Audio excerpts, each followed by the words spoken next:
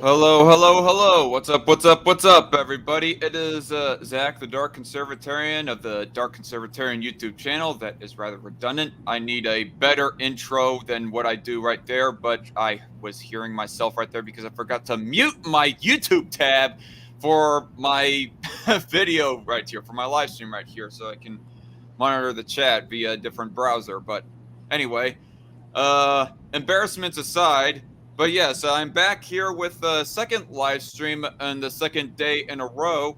And side note, I massively screwed up yesterday because I forgot to redirect my audio from my webcam. I was taking my audio setup through my webcam, and so therefore my audio yesterday interviewing Ranting Monkey just sounded like shit.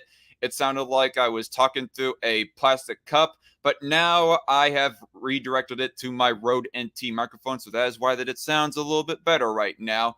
And I just gotta remember to double, triple check that every time I go on a live stream from now on. Otherwise, I'm going to sound like a complete and utter noob. But anyway, I am here with, as you all know, he's been on the show before, so it's no small secret, my cousin Kris. Say hi, Kris. Hey there, guys. How you doing? I mean, I'm not gonna respond, but hello. I'm sure that we'll get some people in the live chat who will be all like, "Hi, Kris, I'm doing good." But anyway, yeah. So, as the live stream, the title of this live stream implies, talking just a little bit, anyways, about Trump v DeSantis. Apparently, Kris here says that he does not have much to add on that, at least to me, as far as the dynamic between me and him goes in this conversation. We started talking about this kind of on Facebook, like in recent days, and it's revealed that we're not too different from each other as far as our approach to politics goes, but there's still like some differences enough to where it can be discussed in general. And just I wanted to get some stuff on my off my chest, as if I did not do it enough yesterday talking to Ranting Monkey about it. But regardless, we're going to be talking about that a little bit. And then maybe in longer, we talk about issues relating to my Gothix response video, because I kind of wanted somebody that I wanted to talk about that subject in full with. I kind of wanted to talk about it with some other people within my personal life that might be a little bit more in line with Gothix and the way that she approaches to talk about things and just the subject positions that she takes in general. But Kris is the closest one who I think who better understands the mindset of conservative ink, as that is a term that was coined by Mr. Merchant, if he's ever watching it. So shout out to him for that. I think it was him anyways. Comment down below, Mr. Merchant, if you ever go back to watch this, if you were the guy who I first heard the term con ink or conservative ink from. And just in general, I think Kris would probably be a little bit more, I don't know, understandable of Gothix's position, and he's like watched that response video that I did as well, than I would probably ever be able to, because I've been a little bit out of the loop and out of the bubble when it comes to, quite frankly, Con Inc. But anyway, to get on with the subject, to stop getting rambly so much, Kris. So, Yep. on Facebook, you pretty much espoused that you're like supporting Don over Ron, right? Yeah. No, absolutely. Yep. My brother, real quick. My brother says first thing he said was, "First, Jesus is King." Yes, Christ is King. Christ is Lord. And with that said, yes, I am supporting Donald J. Trump for the, was it 40? I guess 47th, right? 47th president of America. Yep. That is correct. 45 and 47. We'll Second have one. another Grover Cleveland situation. Yep. Exactly. Con Inc. Is it related to Con Air in any way? No, absolutely not, JC Armitage. We'll get into that a little bit later, I guess. But so we went over it a little bit over Facebook and Messenger. But regardless, you want to like remind us as to why exactly it is that you support Don over Ron? Oh, of course. So actually, let me just to give a quick explanation. The way that this came about is because I wanted to like understand better the Trump support base. Ask specifically if of what exact policy disagreements that Donald Trump supporters had with Ron DeSantis, and very few could actually point out any actual policy positions that they disagree with Ron on. And it just listening to like Ranting Monkey's live streams in particular. Not to say that Ranting Monkey is specifically a Trump supporter, but he's pretty much able to understand Trump supporters better, and he goes espousing that with the way that the battles are going between Ron versus Don, that maybe there's a possibility that the Donald Trump supporters do not turn out for Ron DeSantis if, big fat if, he does get nominated for the Republican, candidacy for president. And it just made me wondering, aside from the whole slap fest cat fight that is happening between the two, and the difference in personalities as far as Ron DeSantis, he's uncharismatic, and stuff like that. I was wondering if there was like any substantive policy disagreements that people have with him to sort of give a better justification why people would like refuse to vote for Ron DeSantis. I mean, in the case of my anarchist fan base, obviously, yeah. I mean, even though that they technically would not call it policy disagreements per se, because policy would imply like legislation, I guess, but regardless, they still have that disagreement with them. But we're talking about specifically Trump supporters here, and more specifically, talking with Kris here as far as what exactly is the policy disagreements. And you said that you don't really have any policy disagreements with Ron, really, right? What I mean, I guess by that is in relation to Trump, I'm not going to say I agree with either of them on everything, but I think any issues anyone can come up with for DeSantis as far as policy goes, I think it can be applied, at least to some extent, to Trump. So like you're gonna look at like I don't know, like I've heard people say stuff like, and especially people on, I guess, what we would consider maybe far right, would say like, oh, he's too supportive, like DeSantis is too supportive of Israel. He wants to give too much money to Israel, blah, blah, blah, blah, blah. And they forget that like Trump was the most supportive president of Israel. And like really since the Jews got back Israel after World War II, like he was very vocal about, supporting Israel as an American thing. It's a Christian thing. It's this and that. Right. And so for that alone, like if you're going to make that your whole case, and I'm looking at like Fuentes followers and all that, who, the ones that aren't really intellectual, because that's the biggest thing is like, whatever you have to say about Fuentes himself, like a lot of his followers just don't know what they're talking about as far as like policy and like what they think goes. And then they won't even discuss it. They'll shut you down and be like, oh, well, you're just weak-minded, like, and you don't even get into a discussion. So I would say the only thing on the extreme side of Trump, where DeSantis, would be more moderate, would be, a few years ago during COVID, Trump pushed Operation Warp Speed. He supported Fauci. He did all this stuff, and DeSantis stood apart from that, right? And that was, I think, the biggest reason we're even looking at considering a DeSantis presidency now, right? Trump endorses him, puts him in office, right? From his endorsement. He does that. And the thing is, that's a good thing, right? That's something that's very good. I will say that is like the biggest reason as far as mainstream opinions go. But I would personally like to add that I think that DeSantis has a more of a pro-gun record behind him than Trump does. Oh, for sure. No, absolutely. Like these are, every single issue of a candidate is going to be usually more complex than do they just support it or do they just not support it? And then like once you get into that, it's like, now you're just weighing what level do they support it or not support it against each other. Like how much more does DeSantis support guns than Donald Trump? Like, I guess you can try to like quantify that, but like at one point it's just kind of like you're just getting into like almost noise. You're not really having a discussion. You're just like almost like doing a tier list of your personal opinion of like, oh yeah, this was more detrimental than this. And so as important principles are, you shouldn't vote for someone who is avidly against your principles, obviously, in their entirety, and they have a track record of that. But also because people are more complex, and they might say something and then, even be forced to do another thing politically. I think you can't just observe it as like, oh, this person is morally righteous in every single way, and they're perfect, and they're going to be the next candidate. This is the election of our lives. This is the most important election ever in the history of America and the world.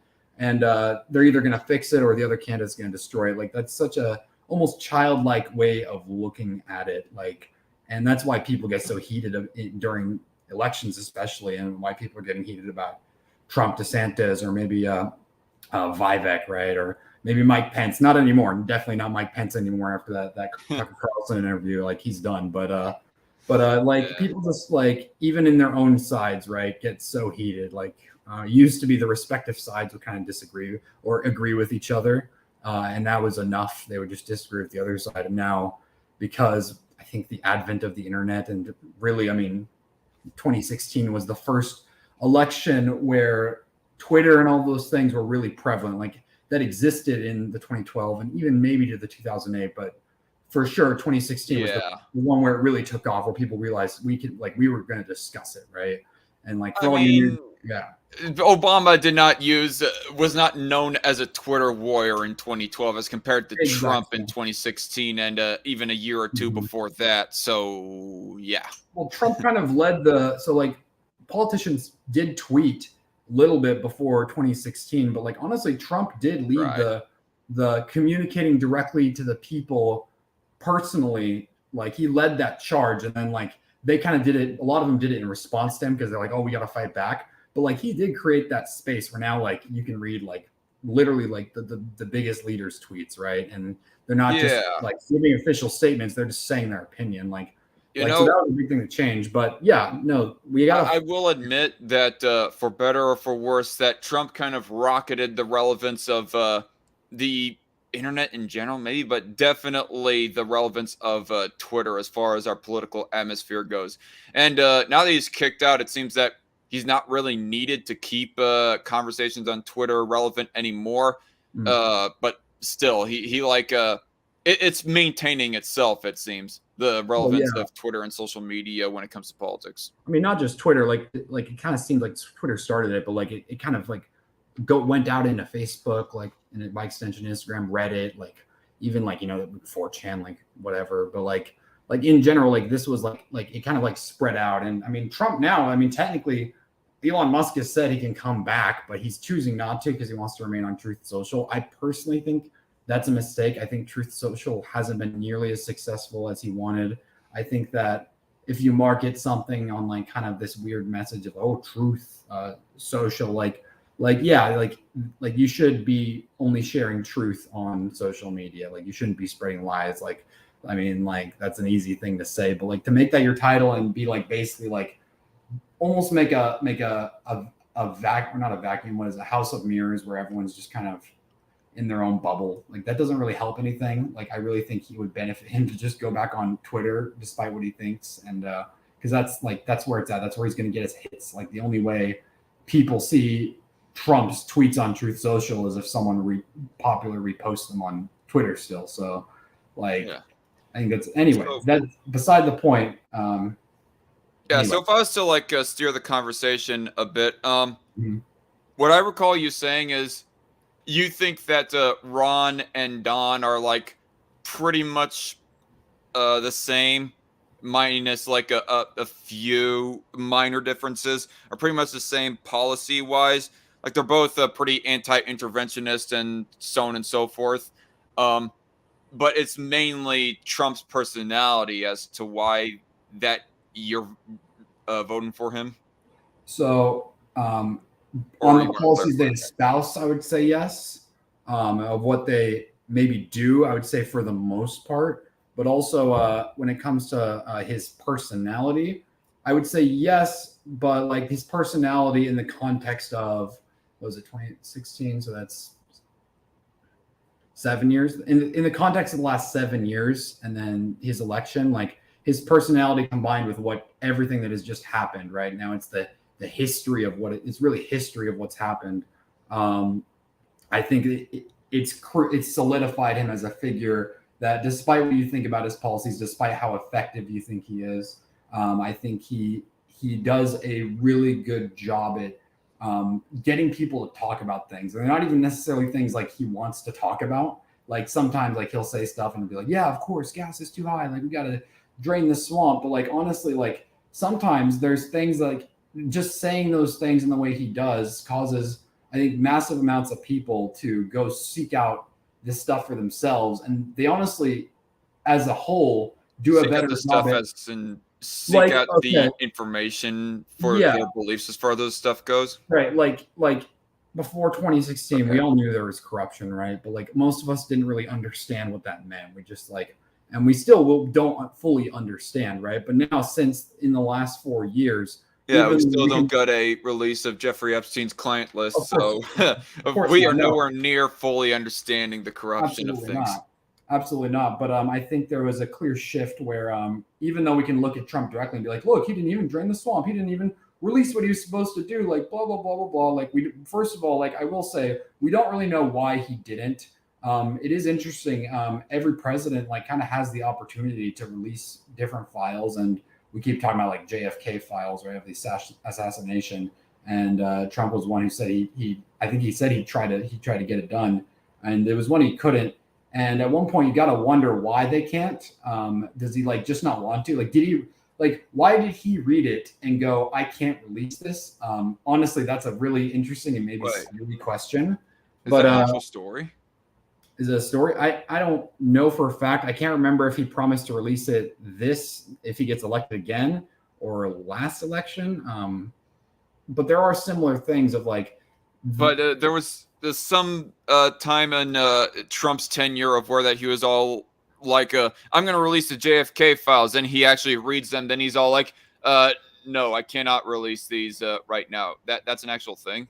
I mean, when asked about it, I don't remember if he was asked about it. Honestly, I could be totally off base. I don't have verification for this. So just to clarify right off the bat, like. Yeah, I was about to ask next of where that you might have read this, but okay. Honestly, yeah. I wish. See, the thing is, if I'd known we were going to get into like what exactly I was going to specifically get into in this, I probably would have pulled all these articles up just to have it, because I do have like things pulled up where like I study pretty extensively, but this specifically, I don't know.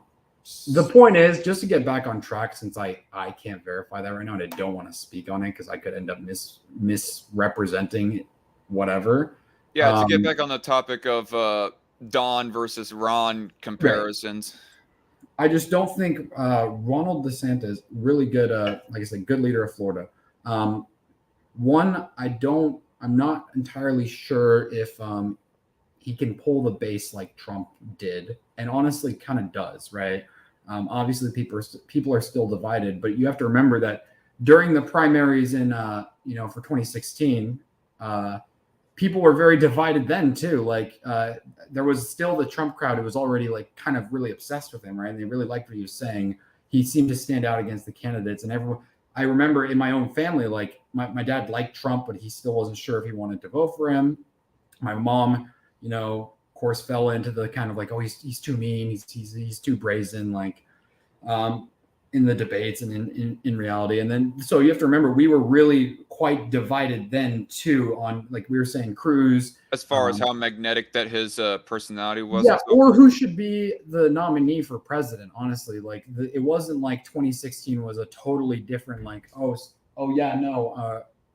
Trump was so good back then and everyone was ready to vote for him in the primaries. And then now it's not the same.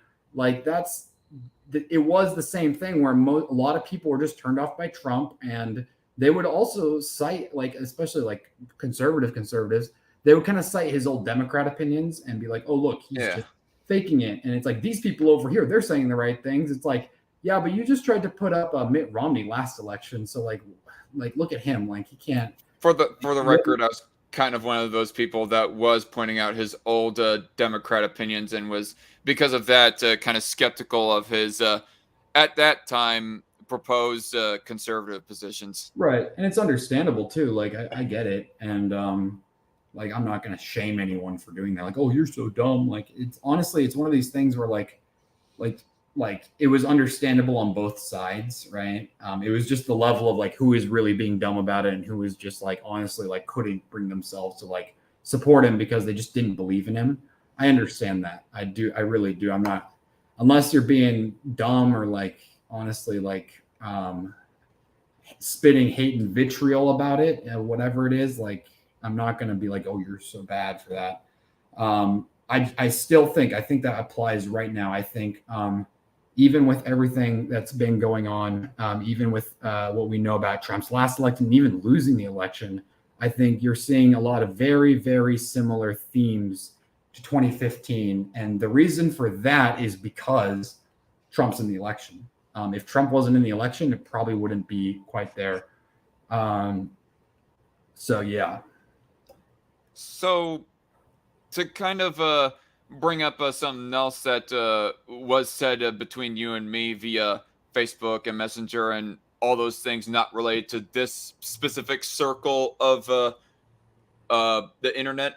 One thing that I remember you saying is that you think that Ron represents some kind of old mentality of doing things just to own or piss off the libs. And you said that that Donald Trump, by contrast, supposedly would get stuff done for the good of the country for in the long term, as opposed to being just a pwn the libs type of Republican. And I was just wondering if how that you backed up that opinion. There are some things that I would say that DeSantis, I would I don't know.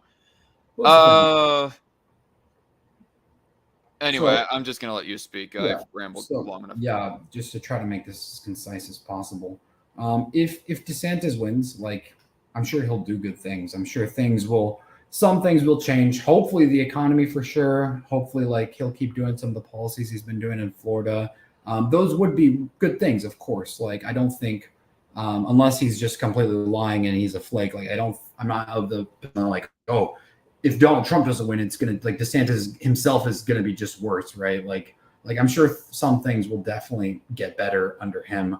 I just think that at this point it's kind of between like on a DeSantis, you know, has done good things, but I feel like he is definitely kind of saying the same things that Republicans say and have said. It's just that they've repackaged the issues for the time, right? So like we look at, let's say Obama in 2008, right, versus Ron DeSantis today, right?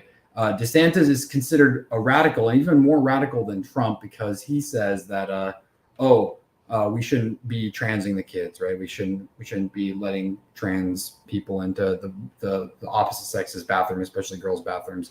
Or at least he has the record to actually back up that sort of rhetoric. I think that Donald Trump probably do something along those same lines, saying we should not be teaching this gender nonsense in public schools and so forth. But Ron, by contrast of Don, at least has the record to back it up. Right, of course. I would say that's definitely true. But I will also say that, like, for example, I brought up Obama because before his second term, Obama was actually, because, you know, gay marriage hadn't been solidified in all 50 states, he was actually against gay marriage. And a lot of his base was against gay marriage. And honestly, they didn't even cite the Bible. I know people like to say, oh, they cite the Bible and all this, right? He didn't even cite the Bible because back then you didn't feel the need to cite the Bible for something like that because culturally it just wasn't seen that way, right? Like when we say today marriage is between a man and a woman, and they enter these contracts that aren't like, that's not what it is. Like whatever like you want to say about, oh, should we have sodomy laws on the books? That's a different discussion than like should marriage like it does, like to back then it just didn't make sense as a thing because it just wasn't what marriage was or is really. And so that was an easy thing to say. But now you say that, and, you know, pretty much the only people that have that opinion left, aside from like, you know, people who just really don't like what's happened with the entirety of the LGBT movement who aren't Christian. They're going to be Christian, and then they're going to say, "Oh, you're just imposing your religious beliefs," even though really, like, the only reason that was in place to begin with was because that was a imported or exported Christian belief that just influenced secular society, right? Because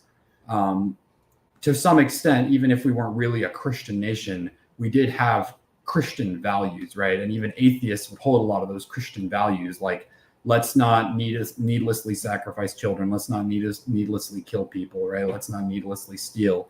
These are things that, yes, other societies can hold like without knowing about Christianity, but a lot of societies don't necessarily, right? But then these things get them anyway. Yeah, and so for the my record, issue is, and for the record, everybody, we will get more into the subject as far as homosexuality and relating issues to that a little bit later. But for right now, we're still on the issue of Ron versus Don. But you were saying, Chris? Yeah. So Ron versus Don.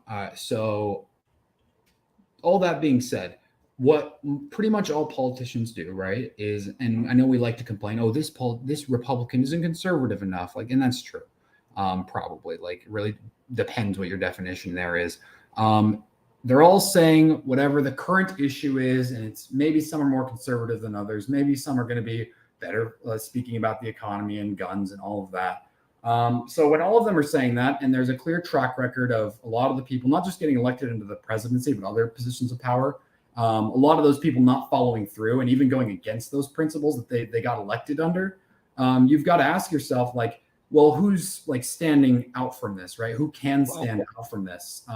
So you go mentioning that in relation to Ron, I guess, as to bringing forth a little bit of skepticism on whether or not that you think that in his case, for example, whether or not he'll actually continue and stay the course as far as not transing the kids if he was to become president.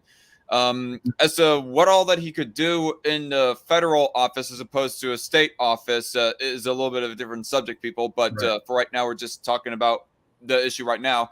But you mentioned Obama as by comparison.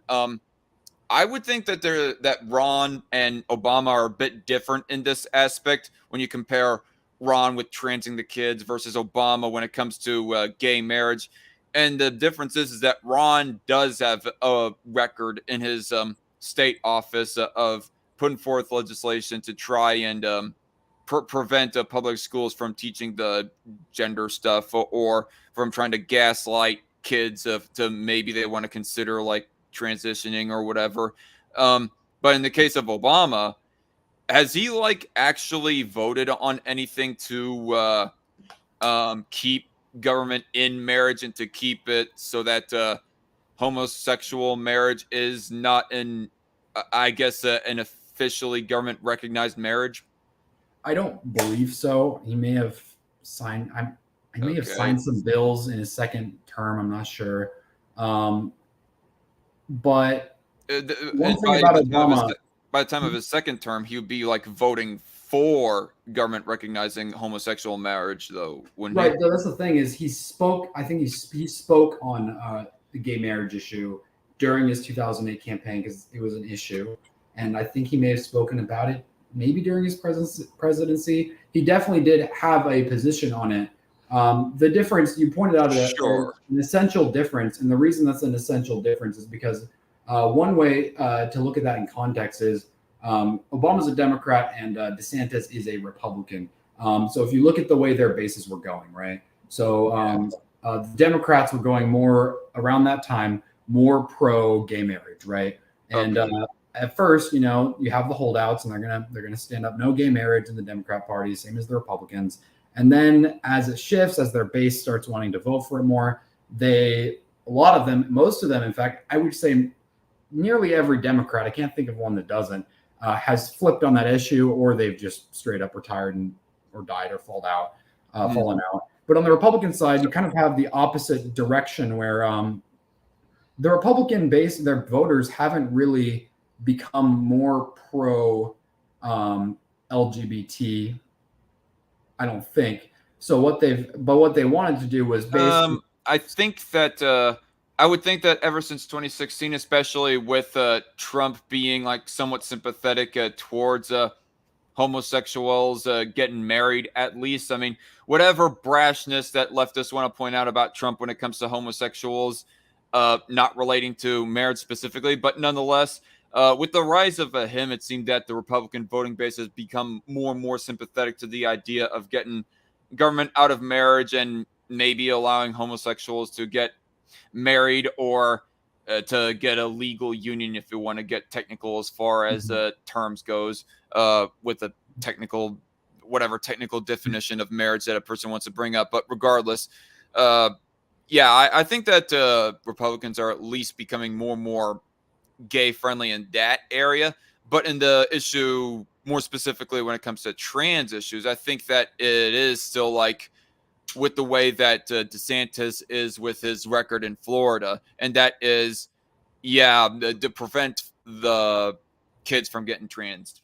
Right. So when I said Republicans or their base didn't support gay marriage, I really mean 10 years ago, really, because honestly, a lot of the more Democrat-leaning people, because of what they've seen happen, they lean towards more conservative things, but like only for like economical things or like governmental things, right? And so they are voting Republican now. But right now, yes, you are right. No, the Republican Party itself is leaning towards and the majority is supporting, or at least, not trying to dismantle gay marriage. And I don't think DeSantis has even said anything on it. I think he is focusing on the trans issue because, at least for the conservatives, even if there are more conservatives who are for gay marriage, because a lot of them are just pro-freedom and they don't like what the Democrats do. Honestly, with everything said, I am more concerned that Ben Shapiro is walking back the government out of marriage position than I am concerned about Ron DeSantis walking back such a position. Because you think Ben Shapiro is a more of a reaching leader in that he's in like the pundit space. No, well, with all the words that I've heard both characters say, I haven't heard Ben Shapiro say anything explicitly for this position, but he said other stuff that gets a person wondering, does he want government to get back involved in marriage to maybe even make it so that gay marriage is no longer a thing, like ban that or whatever? Like, just, I don't know. It's just something that makes me wonder, and I haven't heard any piece of evidence that makes me really solidly think otherwise on that issue, but we'll kind of get to it later. But I was just making an offhanded comment about kind of expounding on what you said about Ron DeSantis. You don't think he has done anything to speak against the idea of getting government out of marriage when it comes to gay marriage? Sorry, repeat that question real quick. I was just making an offhanded comment. Oh, yeah. No. Yeah, sorry. It was just an offhanded comment, kind of expounding on what you said about you don't think that Ron DeSantis has said anything of wanting to ban gay marriage. Yeah. No, exactly. I got that now. No. So, yeah, no.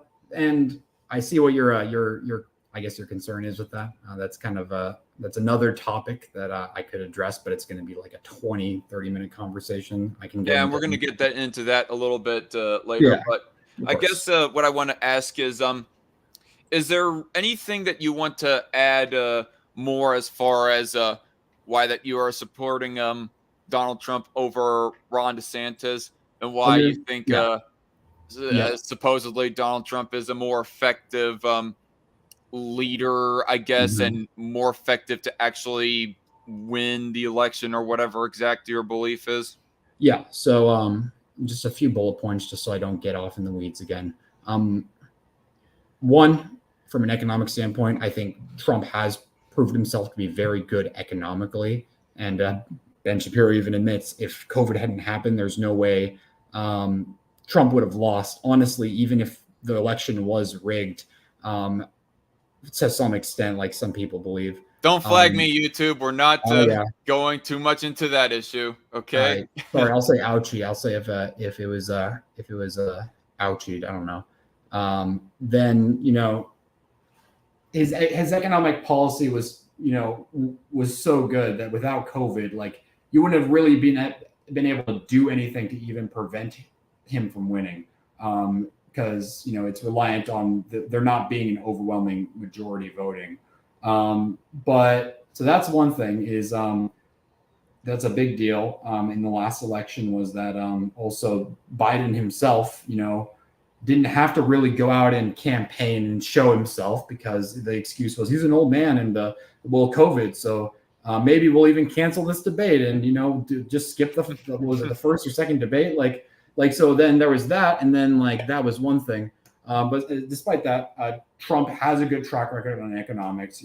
Just whatever you can say, the spending, this, that, the economy did improve under him. You could say, oh, maybe that was some of Obama's stuff, sure, but genuinely, Trump did care to restore that, and I think he was doing some good things there.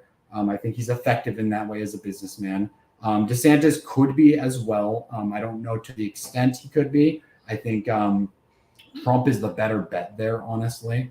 And there's also, if you're going to go about government spending, there's no guarantee that DeSantis is going to do less government spending than Trump, honestly. I would just be a claim.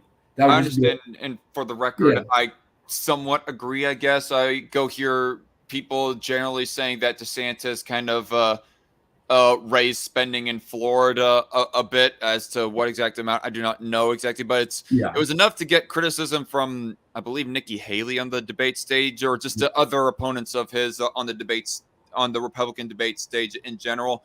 And Right. I have to actually look into it, but I kind of grant the benefit of the doubt just for right now. But you're saying?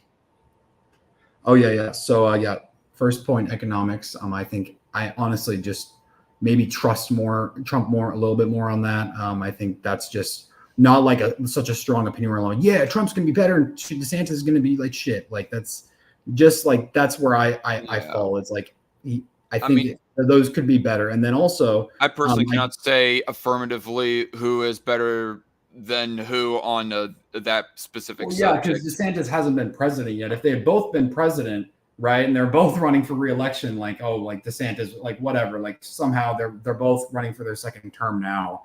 You could definitively say, because it's not just who's going to be better at spending, it's who's going to do better spending in the Oval Office. DeSantis hasn't been in the Oval Office. You don't know.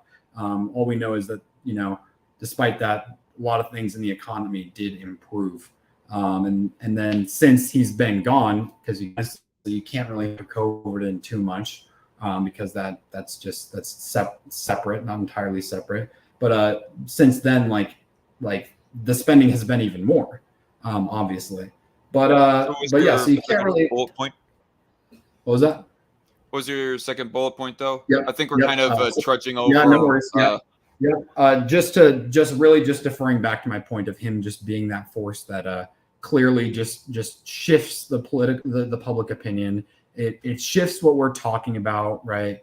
It allows us to, even though we don't have the Epstein flight logs, right, the documents, we talk about that stuff a lot more now than we used to. It used to just kind of be oh, this is a news story for a minute, and then it goes away, right? And it definitely seems to they try to bury it, right? But we're able to talk about stuff like that right now, and it's obviously not just because of Trump, but I think a lot of that can be attributed to Trump's attitude of hyping this idea of exposing corruption. And that's not to say, I'm not saying he's a perfect non-corrupt person. Who knows? But you can't really deny that he definitely stirred that up. And honestly, who knows what he'll be able to stir up with 4 more years. And that's really my reason for voting. I don't think I'm going to go any further on that because personal, people agree with me or not, I can expound, but that would have to be when I have more notes, honestly. No, I gotcha. And we're gonna quickly move on from the election stuff, but I just kind of rather quickly wanted to ask you, really relating to why this subject got brought up in the first place, to where I wanted to live stream with one of my personal Trump supporting family members about this subject. So as a Trump supporter, what do you think of the issue of Trump becoming like the ultimate litmus test for of how good a conservative you supposedly are in modern politics? No, absolutely not. Trump does not serve as a Trump is not a saint, and if he was a saint, saints know better than to run for office. I'm going to say that saints don't run for office unless you're like unless you're the very much.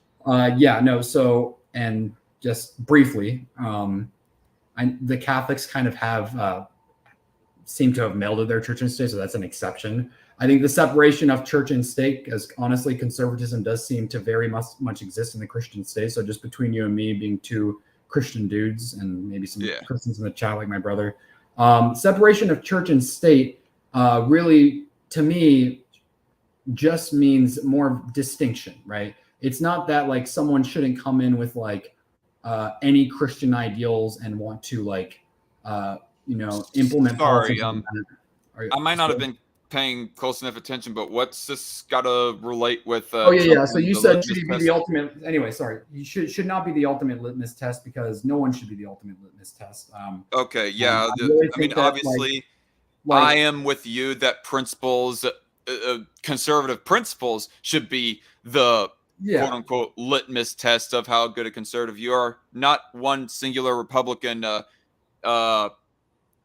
icon. I don't even think that Reagan should be the litmus test for how good a conservative shouldn't be. You know why? The biggest reason. Okay, so I'm just going to appeal to the because I'm very pro Second Amendment, of course, but I'm going to appeal to the people who make that their entire identity is like if you're just pro gun, like they will like vote for you. It doesn't matter. Reagan's their champion, even though a lot of the gun laws in California, California doesn't allow guns, like stupid liberals. A lot of that was implemented by Ronald Reagan, and then even more of that was implemented after his bodyguard got shot and paralyzed, right? To be fair, I think that the California governorship specifically might have been when he was still trying to shake off some of his democratic tendencies. I think what is a little bit more damning is 1986, he signed the Hughes Amendment, which banned the further production and sale of full auto weapons to civilians. Hughes was his bodyguard that got shot and paralyzed for defending him from an assassination. Is that correct? I don't know. There's the possibility that maybe that's why it's named the Hughes Amendment, but I just know the name of the Hughes Amendment. It was in 1986, and that was apparently the actual assault rifle ban, quote unquote. Yeah. So let me actually, I just want to look this up real quick.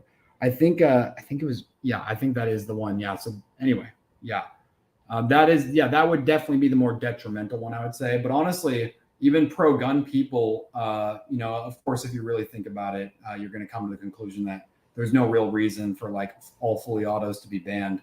But even a lot of them, the pro-Second Amendment people, they'll look at that and be like, yeah, of course, full autos should have been banned, just not other guns. So that's why they appeal. That's why I show them that he did vote for some of the other gun laws in California, because those people will just say, oh no, not fully automatic weapons, and they'll act like that's just it's just kind of a weird place to draw the line. I think most people only draw it because it's there, and it's not really based on any principle. Yeah. Anyway, yeah. But think more like an anarchist, people. In some ways, maybe. We have to be very specific. I'll not endorse that just yet. We'll have to get into the details there maybe at some point.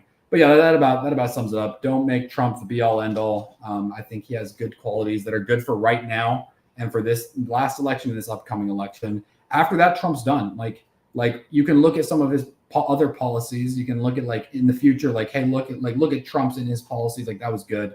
But you can't just be yes, this character was perfect. Honestly, you can respect presidents. You can like presidents. Personally, I like Theodore Roosevelt a lot, right? But I'm not going to say cringe. Did you say cringe?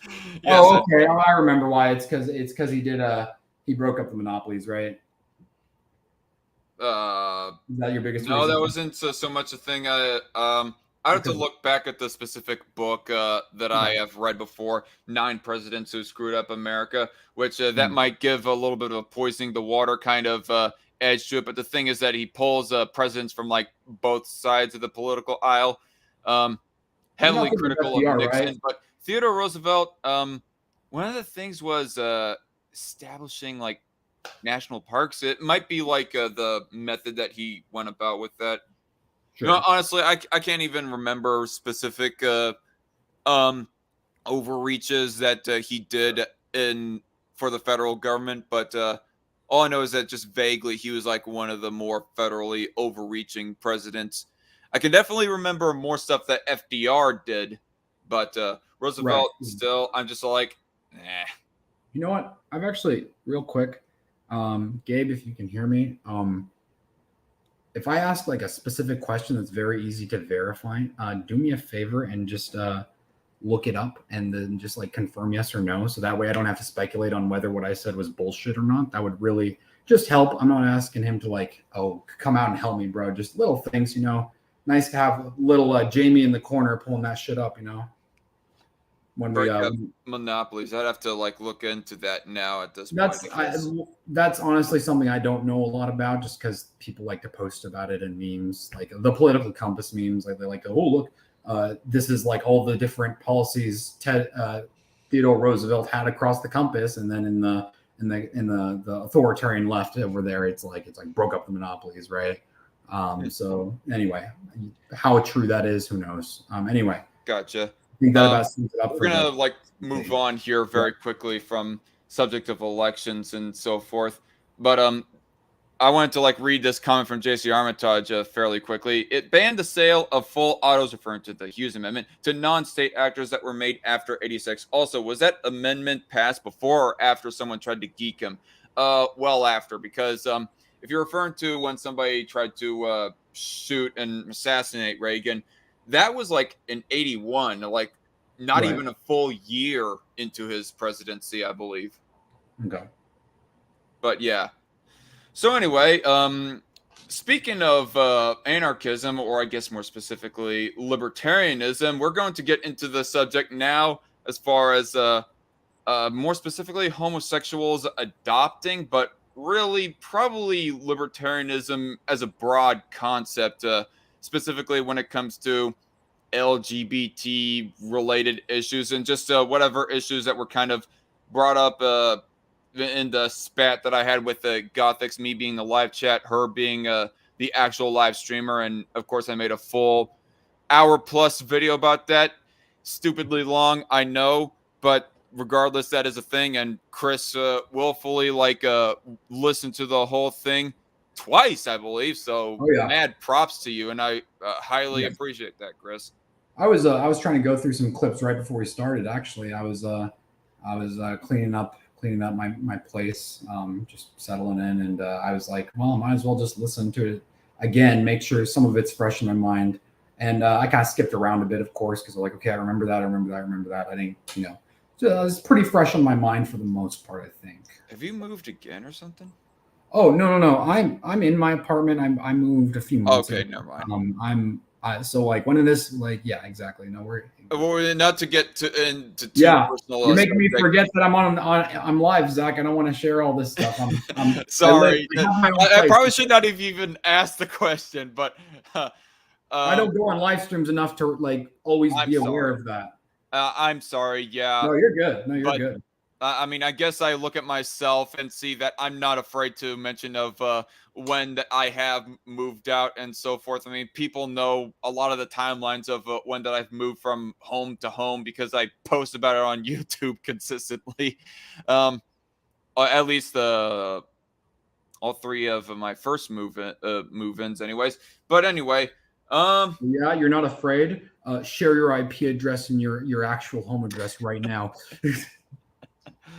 Totally joking. Answer a guy named Shrapnel in the live chat. Why do you have Gothix on your thumbnail? Because that's the subject that we're talking about right now. So the issue relating to a subject that was argued about when I was watching a live stream of hers. But to kind of get on to it, so Kris, just to kind of reiterate some things with you, you say that you are like no longer a libertarian, right?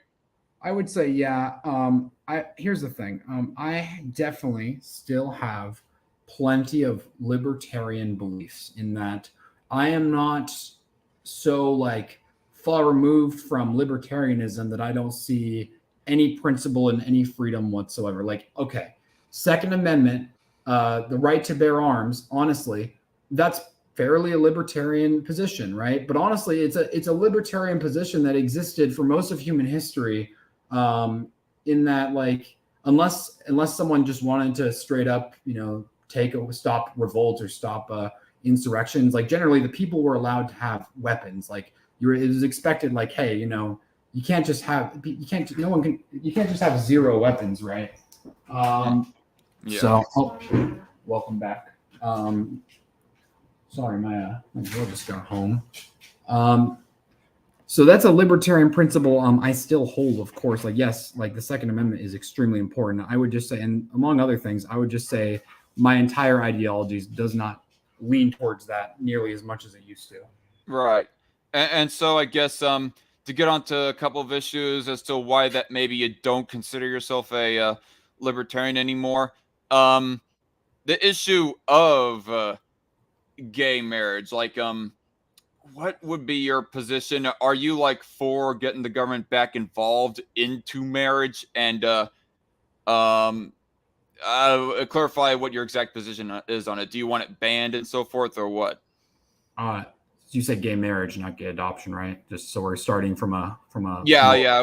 We're working step by step here. We'll get onto the gay adoption question specifically a little bit later. But two gay dudes or two lesbians marrying each other, yay or nay? Nay, on principle. On principle. Yeah. Should the government get involved into preventing that? Yes, but I'm also not going to be in the business of like shaming political people or specific people on my side who don't immediately vote for that. Wait, so like, okay, so to clarify, you don't think that government should be giving out marriage licenses to gay couples? Is that what you're meaning with that question, or do you actually want gay people to be locked up if they are caught trying to marry each other?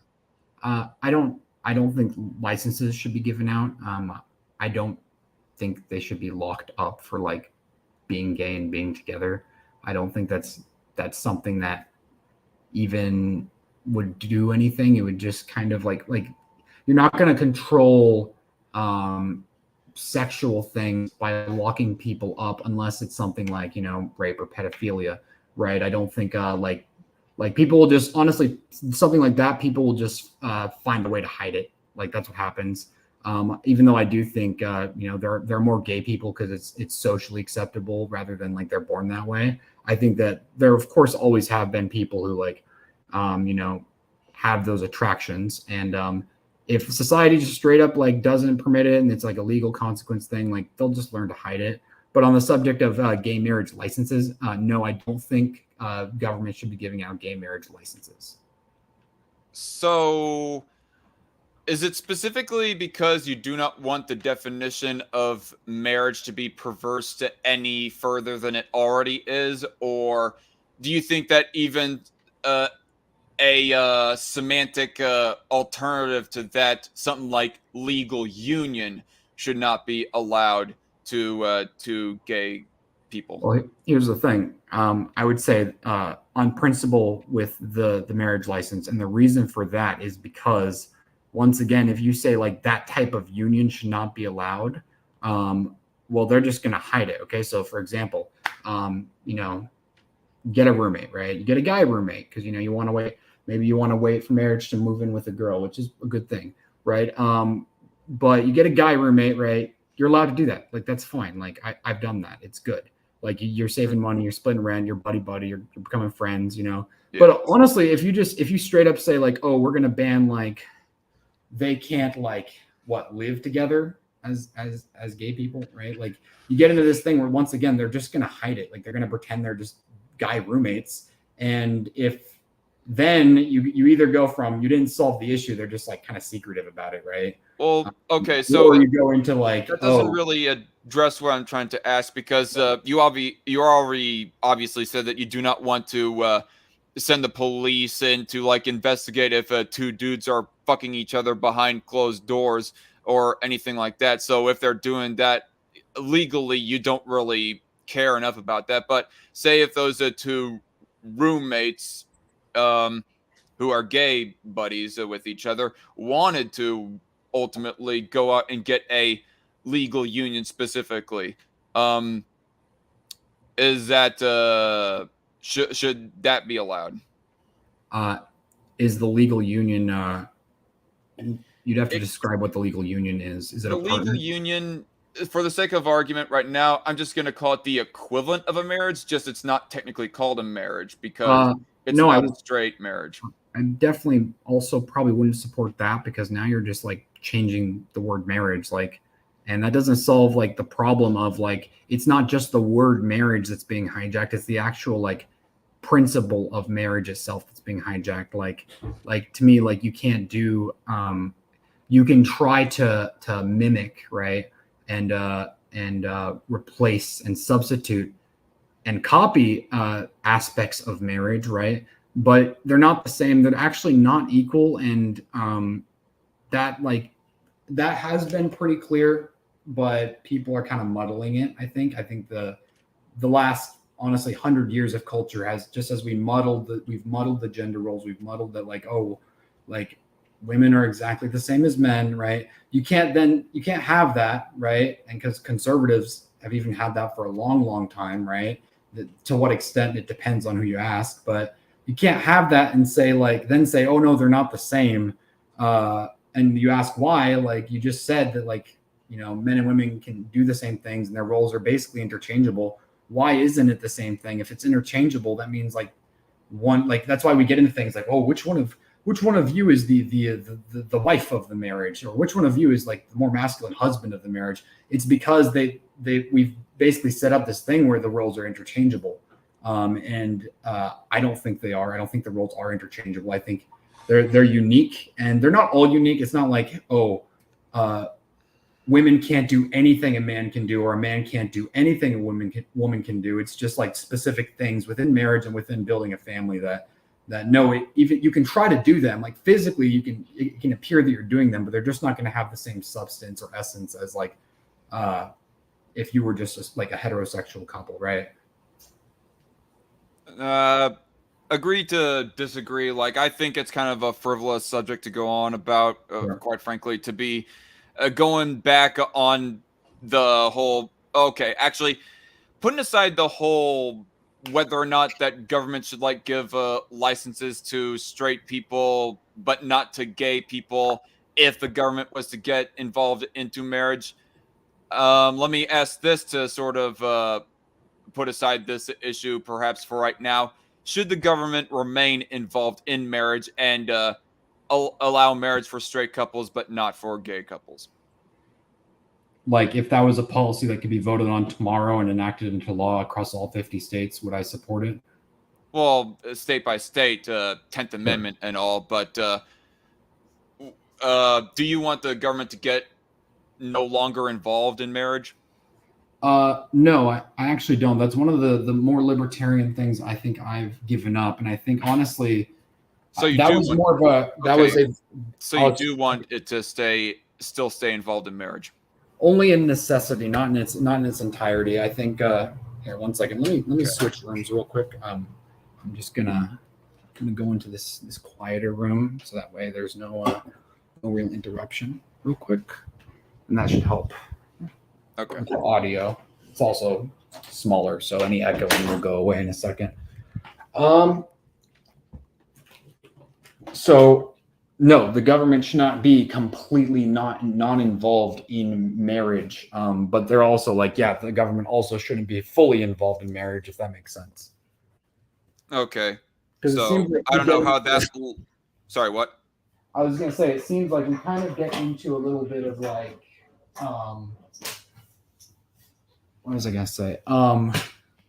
When someone says, "Oh, do you want the government involved in marriage or not?" If you say yes, they assume that you want government involved in every single like aspect that marriage exists.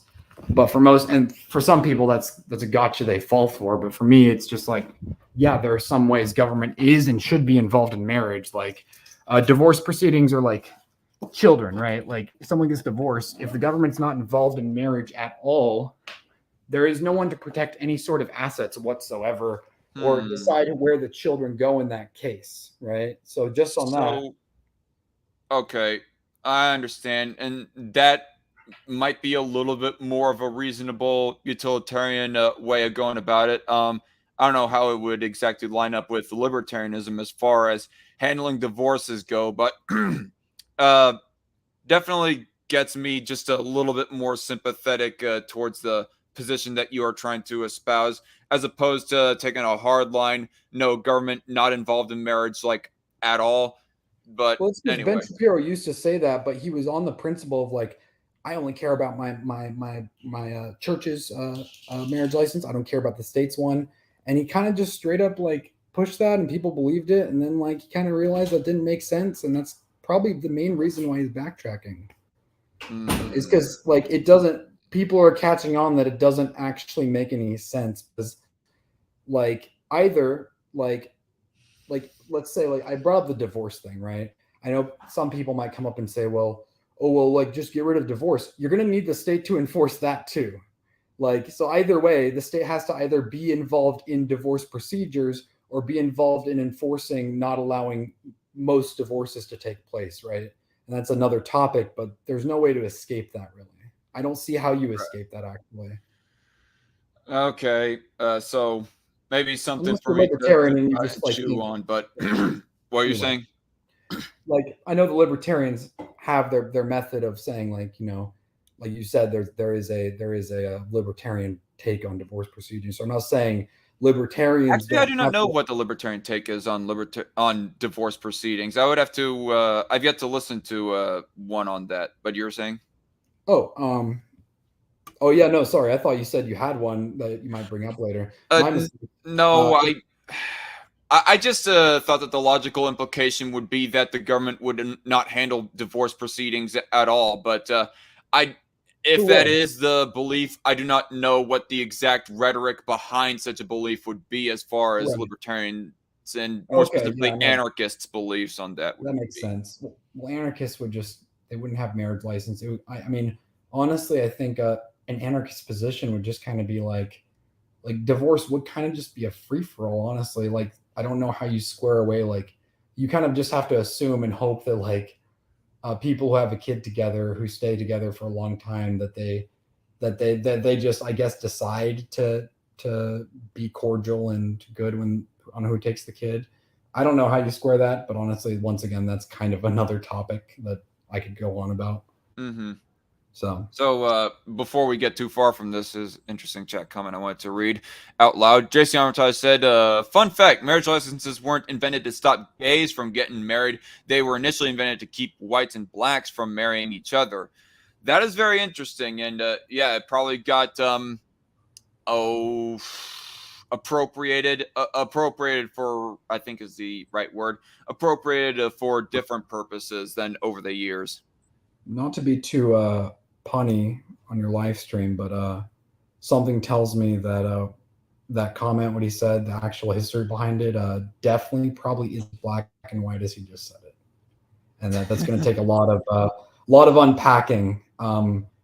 Like maybe sort of, I don't know. It's like that's very oversimplification of probably why. Like I would So like to hear more for sure to back that up. I think we have pretty much went over the issue of marriage specifically well enough for us to like move on a little bit with the conversation to get closer Mhm. and closer to the subject matter that was brought up with the Gothix video and live stream. Um, so adoption. You obviously already said that you do not think that gay couples should be recognized as married couples, and certainly not the same way as straight couples. So I guess it would be a little bit of a moot point with gay adoption. I don't know. Um, so I guess I will just have this to be a more open-ended question, Kris.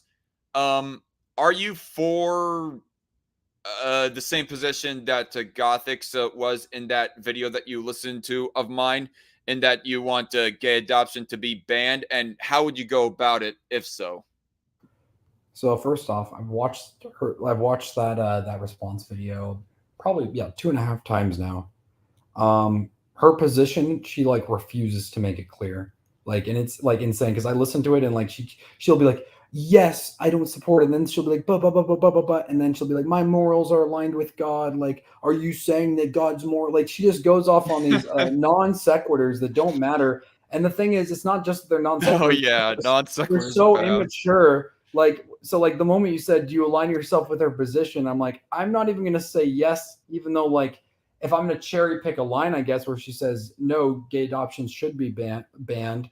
Like, yeah, on principle, but like every point she made was just, it fell short of anything of substance. Like, All right, we'll get more into the breakdown of how Gothix's approach was wrong. I'm not trying to say that you agree with Gothix's approach. yeah, I know. Subject, No, I know. rhetoric, I definitely know you're not trying to say that. I just wanted to point out to everyone, like, if you've seen that, it's hilarious and like, yeah.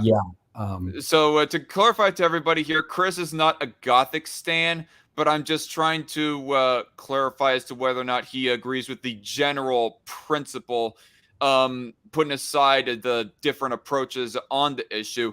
If you, Kris, are for like banning homosexual couples from adopting, and how would you go about enforcing that exactly, considering what all you just said about marriage and that you would not prevent gay couples from screwing each other, but at the same time, you don't want them to be recognized as married couples like straight couples. Right. So you want me to, do you think those things are in conflict in some way? Like me saying I'm not going to go in and storm them at their house I don't think they are. It's just, I can see, personally, I can see one way that a gay couple could go about adopting a kid still, in spite of whether or not they got a marriage license. But I just wanted to hear what your position was before I went on that tangent. Okay. On gay adoptions, right? Yes. So, I mean, unless you wanted me to espouse my belief first. I mean, you can. I mean, no, I'll probably say my point first because go ahead. It seems like no, yeah. So I'll say on principle, I'm against gay adoption, and also politically right now, if it's not political suicide, I would say we should definitely introduce some legislation for that. I would support it now, but I would also like as like a blatant like guns blazing, like let's force all our leaders to go in and vote against gay adoption right now, or else we're gonna vote like, I don't know, we're gonna all vote for the Libertarian Party, like, which wouldn't even really make sense, but like something just like crazy like that wouldn't even be prudent, right? That wouldn't do anything. So, you think that you obviously think that's more political suicide than Gothix thinks, so, or at least that she espouses to think anyways. In the form that she says, yes. But at the same time, you think that that's political suicide more than trying to get the government back involved in marriage and trying to not recognize gay couples?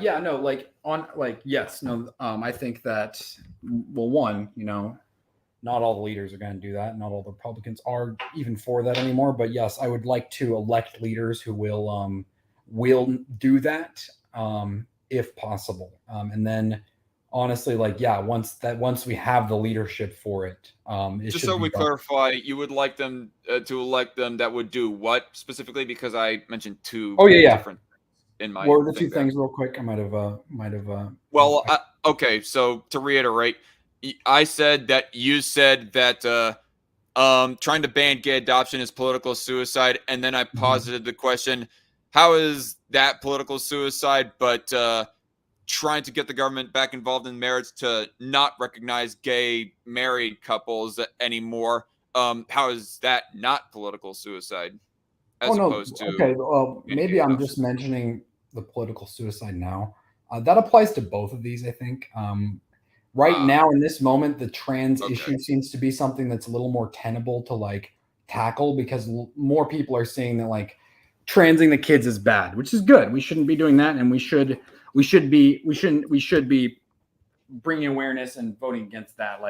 I'm not an all or nothing in this moment kind of guy, because I think that doesn't get us anywhere. I think if you look at a save societal collapse and a power vacuum and then a new government taking place, like generally speaking, societies and governments have to develop their policies over time. And so that would apply to both of those things. I think right now, yeah, we should focus on the trans issue. I think if we can, honestly, that's how they worked. The way like the Democrats were able to get this, and the liberals, leftists were able to get this in, not by coming in with all their beliefs fully packaged and saying, this is what we want. They did it over a course of, let's say, for our political purposes, 1960s, 1950s, right? Then to now, gradually introducing, right? And to think that we can just come in and change everything overnight just because we're just that good, right? When, honestly, right now, the leadership definitely isn't. So I'd have to see better leadership for that to even be a claim I could humor. You're going to have to do it gradually, right? But I think the way it's shifting now is we're going to, like, the same way they introduced, more trans surgeries in the second half of the 20th century. And then slowly, just over the last few years, introducing it to kids, we're going to have to basically just reverse and continue reversing and not stop reversing. Like, we can reverse, let's say we reverse for the trans kids. Like, if we stop there and we're like, this was good, in 5-10 years, they're just going to like bring it back, honestly. So on the issue, I think we can all get the point at this point. On the issue of we're not going to be able to get everything, yeah, and we're talking specifically about Gothix. As you might recall, Gothix herself even said that not going to be able to. Okay, well, now I don't know. I guess she did not specifically said if she's optimistic enough that, say, within the next 5 years or whatever, that we can get everything done as far as LGBT issues go. All the way from transing the kids, all the way down to whether or not the government recognizes gay marriage. But she said that would not solve all the issues, banning gay adoption. So it might be technically a different thing that she was trying to say, other than being an optimist of, oh, we're going to get everything done like we want. But, right. Nothing. So, well, honestly, when I said reversing to like backing up, we're also moving forward. Like, we shouldn't just have the mindset of let's go live in 2015 or 1950. Like that's, I think, the flaw people get into is they're like, oh, we just need to go back to this time period. It's like, no, because here's the thing. When we say it like that, we act like the principles have stopped existing and now we need to go back to a time when they existed. They still exist. They're just not as prevalent or shown in society. So we can take principles that they exist still. People hold them. They're not gone. And move forward with it, right? We're not backtracking per se. The way I said that, it was more of an analogy to how the Democrats and liberals move things forward. I'm just saying, like, you'll have to kind of gradually chip away at that the same way they gradually built it. Otherwise, unless you just want to collapse the system, which maybe I can call up my boy Ted Kaczynski. He's in his little secret hideout in the woods. He's building an EMP. I'll see if he's done, if that's what we really want to do. But yeah, no, it barring collapse, like, it's going to be a gradual process to both principles, but also whatever we do moving forward, right? Because we're not just living in the past, we're moving forward. Like, history is progressing, and it should progress in a way that principles remain the same. And, society develops because of that. Anyway, you still there? I'm still here. Sorry, I was just responding in the live chat to something that JC said. But anyway, so to kind of do a quick summarization of your answer there, long and short of it, you don't want to ban. I mean, obviously, you already said by philosophical principle, you don't want gay people to adopt kids, which maybe. I don't know. I can or I don't know. I will say for right now, I disagree with it, mostly because of how many kids are in the foster care system, and there are not enough straight couples that are willingly fast enough to want to adopt. So on that principle, I do think that it's better if kids are adopted just in general than if they remain in the foster care like indefinitely. Right. But regardless, philosophically, you would prefer if they didn't adopt. but legally you don't want to ban gay adoption? So this is the thing. Mostly Something like because a so political he suicide, take but something. Okay, yeah, so was that so before? When was Roe v. Wade overturned? Last June, right? yeah. Pride Month. It was the best Pride Month we've ever had. Listen, Based. so Based. listen, so of course all the states haven't banned it yet, right? It still exists in plenty of states, right? But before Roe v. Wade was overturned, let's say 2 years prior, right?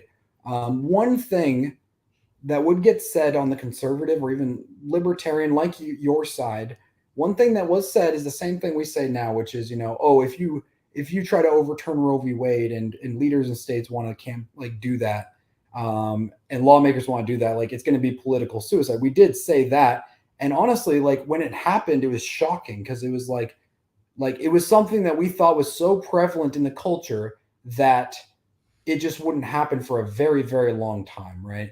And then it happened, and you can say, "Oh, well, that's not far enough." Sure, but like the gradual that's progress towards a principle, back towards a principle that is very, Right. very meaningful. And so when I So say what would like, be the gradual progress supposedly needed as far as gay adoption goes? I think for one, the best thing for now is one to continue instilling an idea that abortion is not a thing that should happen. Because honestly, if Roe v. Wade was still in place and people were just getting abortions left and right, you would almost So be to worried clarify, about. sorry, I know that I keep on like taking control of the wheel here so many times, but Yeah, no I worries. feel like that too many times. No offense, you go off on too many side tangents, but so I guess you are working Right. to try and connect this to the issue of gay adoption Right. Because, well, the way I'm looking at it, as far as right, abortion goes. I mean, and I know I've gone off on a few tangents earlier, but I promise this connects for a reason. Because you asked me all right. why I think it, like how would it not be political suicide, right? Um, and the way you go about that is, Well, I was trying to summarize your answer, and yeah, the answer that I thought was no, don't ban gay adoption because it would be political suicide. no, That's what my I said. position is ban it, but I also am not being like we should ban it now because like when I say that, I don't mean like we shouldn't ban it now. I mean that like I'm not going to be out there. Like I feel like Gothix kind of has a position, not Gothix, because honestly, she was being too flippant on her position to make sense. And Or just sloppy I'm with her trying to get words. to my point, so I actually am very clear. But because I feel like people don't do that. But the Okay. position of like, so I'm sorry, one sec. Let me organize my thoughts here because I want to say this really quite concisely. Um, so ban it, saying whether or not you'll ban it now is totally dependent on if you have the principle of yes, ban it, and also you think it can be done at some point in the future. Saying when it should be done is difficult because none of us saw Roe v. Wade being overturned. That's why I brought it up. If it Okay. happens, it happens. That's great. If we're shifting towards that, that's a good thing. I think it's important that kids be adopted by uh, heterosexual couples, a man and a woman, father and mother. That is a great thing. I'm not going to make it my whole campaign issue, even though I'm not a politician. And I think that as the culture gradually moves back towards it, as we are seeing it doing, we shouldn't worry so much about, oh, but this specific thing has to pan out perfectly. Focus on we should all be focusing on the bigger goal as well. Like we shouldn't get so deep down into these little issues. We shouldn't neglect them. We shouldn't lie about them. Like I'm not going to sit here and say like, no, right now I'm going to say it's good. Like gay adoption is good. Like I'm not going to say that. We should remain to our principles and tell the truth, right? I don't think it's good to lie as a figure trying to influence people about your intentions and Well, goals. I think that's a bad thing. I mean, I agree with it telling the truth, but the thing is, my truth would be, or the truth in my case would be, I think gay adoption is okay, Sure, specifically. no, By yeah, we can. Well, contrast, yeah, you and I can disagree on that. That's fine. I'm not saying like, oh, like yeah, people have different opinions. I'm saying in people's case, they should actually represent their opinion. In my case, I'm not going to lie about it just because it's politically expedient, right? And I don't think that's one thing I will say. Okay, so whether or not our leaders will push for legislation, right? I would vote for people who were against it, right? If they said we're going to ban this, I would if I thought they had a chance of winning. I don't think the people who are going to eventually do that should be in the business of lying about it in the meantime. Let's take the Republicans, for example, right? Let's say out of all the Republicans who right now, if you were to ask them directly, do you support gay adoption, right? And all of those people said, yes, of course I would. Let's take the percentage of them who are lying and put the ones who are telling the truth aside. Because honestly, a lot of them probably don't really think that much on it, or they've decided to not have an opinion on it, and so they can just fall wherever, right? That's how you get the squishy Republicans. I think when those leaders show, we should vote them out. When the leaders who will lie and clearly blatantly lie about principles in order to just gain office, when they lie about principles, we should kick them out. And to be honest, it's hard to tell, right? Because, for example, one of the big things when Brett Kavanaugh was being elected, aside from all the rape accusations, was a lot of conservatives weren't sure if he was going to actually follow through on his principles. They're like, oh, look, he's not going to do it, right? You don't know until it happens, honestly. Or if they have a really good track record of doing it. So that's kind of where I fall. If all of our leaders tomorrow voted on that and it was in place, I would say on principle, yes. If you had because you bring up the foster care system, right? As long as you have something to stop, let's say what that's going to result in, it's clear as day. It's going to result in a lot of kids kind of being misplaced, right? And not just misplaced back into foster care or orphanages. They're now misplaced into a bunch of bad homes, right? And this isn't just one or two. This isn't a small percentage. This is all these kids who have been adopted, or all these kids who were, adopted as babies, whatever. They're just completely placed into, you have no idea. We should have a better foster care system in place. Absolutely. And that's where I guess the pragmatic, as you said, utilitarian approach comes in. Is I actually do agree with you that the foster care system needs to be better, right? Especially because it needs to be better, but you're forgetting the other part of my position is that as long as it's not getting better, it's better if that foster kid gets adopted by a gay couple than they don't get adopted at all. I mean, that really just depends on which foster home they're going to. That's going to be an individual case, I guess. It's not as cut and dry as the foster care system is better or worse than gay couples adopting a kid. I don't even know, because that would require me to look at every single foster home and determine whether the abuse or neglect of those kids or or whatever, what percentage of those are abusive, right? Versus because I know Gothix was making a point on her last video, I think, about oh, look at the statistics of gay marriages being this and that. And it's a non sequitur. We can't even quantify that, really. It's just a numbers game. Okay, well, you say you can't quantify that. I mean, yeah, statistics are not complete.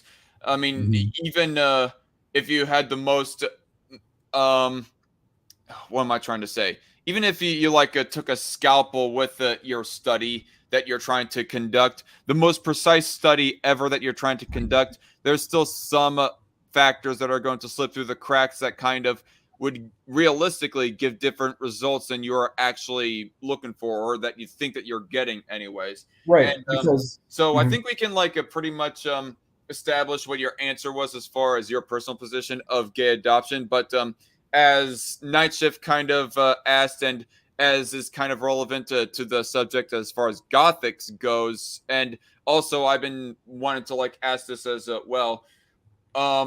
Why should gay adoption be banned? And also in the same breath, I want to say that Gothix's reasoning, as you kind of mentioned as well, is that statistically, supposedly, kids are in impoverished positions more often if they get adopted by gay couples or whatever. And I guess I just wanted to ask you, how does your position relate as far as that supposed statistic citation, even though she did not actually cite the stats. She just asserted, there are stats that support my position. She did not actually cite them. But Yeah, anyway, exactly. I'm going to let you take it to like the bigger question of why should gay adoption be a thing? Why should gay adoption be banned, and what are the stats to back that up in relation to what Gothix has said? Okay, yeah. So this is why I clarified at the beginning. I wasn't going to say I agreed with her because honestly, maybe those statistics matter. The statistics, like, they're I guess sort of relevant, but like it's like you can always attribute statistics in a single moment or a single time period, right? Like take I remember you talked about when she brought up the statistics, you said, well, the same, like there's despite being 13% of the population, blacks commit 50% of the crimes, right? And you look at something like that, right? And the response, the defense to something like that would be like, you said like, oh, it's in balance because there's it doesn't mean 50% of white people commit the crimes, which is true. And it doesn't, Well, that's just yeah. a generalization, right? But that also you get into something kind of like By the way, very quickly, Coffee House Dialogue Good. says, I don't even have the energy to do my usual "is everyone insane" joke as an intro. These pro-Palestinian excuse makers can't even bring themselves to acknowledge that Hamas did what Hamas did without a whataboutism. Oh boy. And yes, agreed, Coffee House. Rest in peace, the Jewish civilians, and also the travelers who were vacationing in Israel and got caught up in their little war just because they were vacationing there.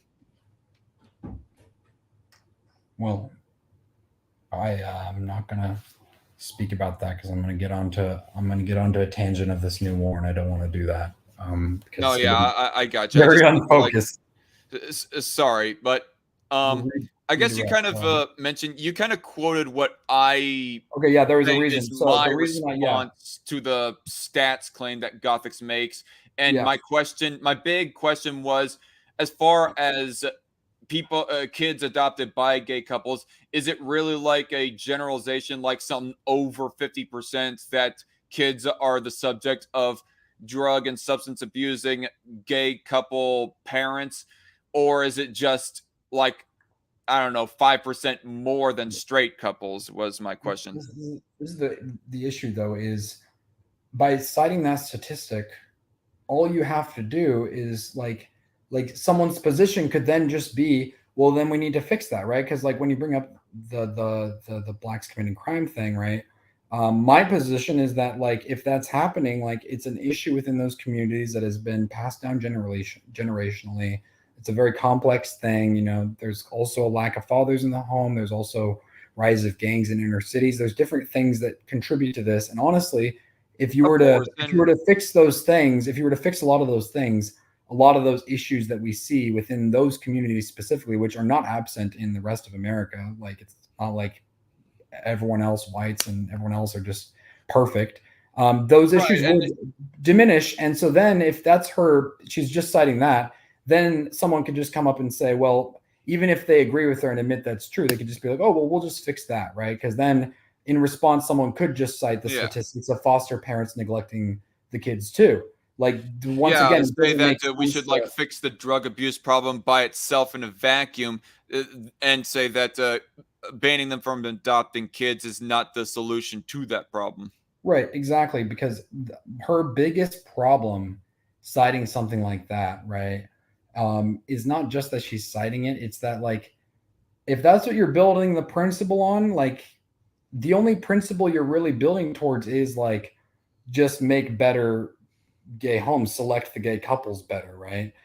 Just like we say, select better foster homes, right? That, and also she's putting forth the precedent for people to say, oh, but black people have a higher homicide rate, so therefore we should like ban them from adopting kids. Or it could, I guess. Guns. Honestly, I think that the amount of people that will lean towards that position is honestly actually pretty low. I think people really get in their heads about seeing people either post about that or like they see like, oh, I guess Fuentes rising up, right? Even though Fuentes, I don't think says like, oh, ban all the blacks. I think this is another thing is like, I guess it could set that precedent, or it could just like I said, my precedent would be for looking at a statistic like 50% of blacks, right, is fix the actual issues in those communities, like not like ban them, right? So I don't No, take the statistical. sorry, I just laughed because you mentioned the meme. Yeah, yeah. I mean, Well, it's a meme, but at the same time, I kind of look at it as yeah, a yeah.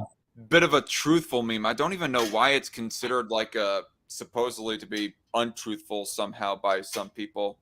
But anyway, you're saying Just I don't hold that same principle for like something like gay adoption, so I wouldn't cite it or care to back it up. It's not something that like to me it's a non sequitur. It doesn't matter how many of them are doing it if I have an issue with it existing on principle.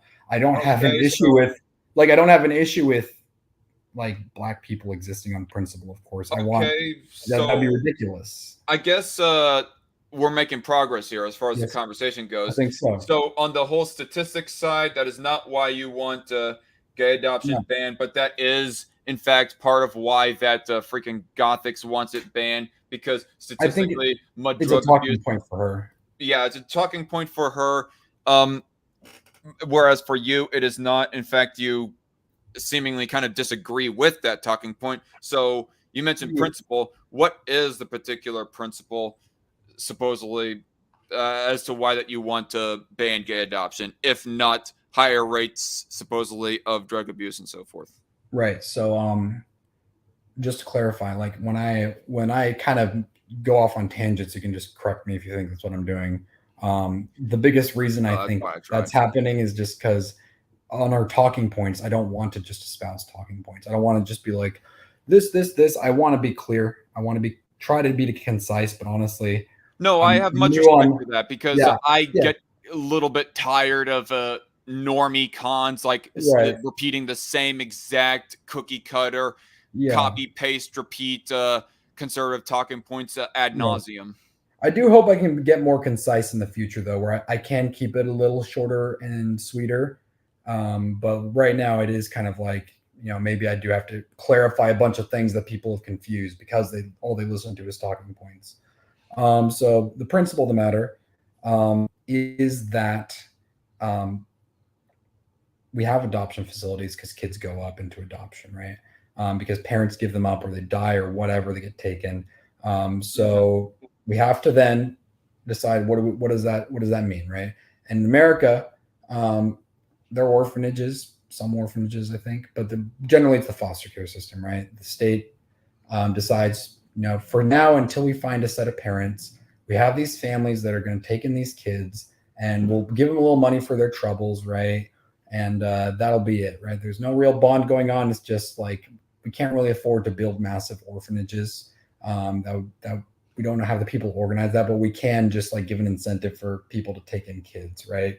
Until we find adoptive parents. Because honestly, now we're talking about 2, 3, anything above a newborn, because newborns have no issues being adopted whatsoever. That seems to be talking more about foster care and the problems with it, and maybe raising the question, how do we fix it? But specifically talking about why is it a bad idea for us to allow gay couples to adopt? Because we should be aiming to put children in foster care and adoption, orphans, with a mother and a father. That is what we should be aiming for. And I don't think we should be settling for one-parent households of people who just really want to have kids, right? I don't think that's something that we need to really settle for. I don't think it's necessary. Although I would say I guess, would you ban single unmarried people from adopting the same way as you would ban gay adoptions then? Yes, absolutely. No, 100%. The thing is, here's the thing. Someone who wants to raise a child, right? Who doesn't want to be married, maybe they just haven't had luck, or they've really decided that's not something they want to do, right? But they're like, I'm going to adopt a kid, right? To me, if they truly have a desire to nurture and care for and protect a kid, whether it's a man or a woman, there are other avenues they can do that in. Like they can You can join, like for me, like if I was in that position of like, let's say I'm, as a Christian man, I for some reason didn't get married. I am I'm definitely planning on getting married. That's like a very near goal of mine, actually. So, but just hypothetically, I'm someone who's not getting married and I'm going to be a monk almost, right? And now I want to adopt a kid. I would say rather than that, I could just nurture and help the kids within the church. Like there's other roles that if I really want that mentorship role, I can have that in other ways, and that would be fulfilling, right? But also, like a single parent household is a tragic thing. When one of the parents dies, it's a tragic thing that is not good, right? And so that's not just because someone's died. That's because now the kids are missing a parent, and not just that specific parent. They're missing out on a father now, right? And so we shouldn't be in the business of intentionally putting kids in systems where they're missing either their mother or their father. And that applies to single people, I should say, trying to adopt, and of course gay couples. Like I think that would be a consistent thing. So you don't think that okay. So obviously you mentioned one parent dies or disappears out of a kid's life because of divorce or deadbeat dad or something else like that. So obviously you have a kid who grew up with their dad for a little bit, then suddenly something happens to disappear them out of their life. Now they are in a lifestyle that they're not used to, and they go on this bad rabbit hole of despair, I guess we could say for right now. But say for an example of a baby, they get adopted fairly young by a gay couple. I mean, how are the parallels there? I mean, wouldn't the baby who got adopted by a gay couple be a little bit more used to the fact that they do not have one particular gender to name as their parent, but maybe they find somebody eventually of that gender that they could have as a surrogate parent, like somebody raised by two dads or even two moms. Then they have somebody that is a surrogate mom or a surrogate dad who isn't really part of that technical family unit. But anyway, I rambled too much. You say it is interesting that you bring up, like you mentioned a newborn as your example. That's the easiest thing where you could just be like, actually, no, you can't. Like if we said right now, and it wouldn't really be a principle because it would be kind of an arbitrary line to draw. But if you said it, you're right. If you said, maybe it's a little if bit. If it was a newborn, you would not have difficulty finding a heterosexual couple to adopt the newborn. You just wouldn't.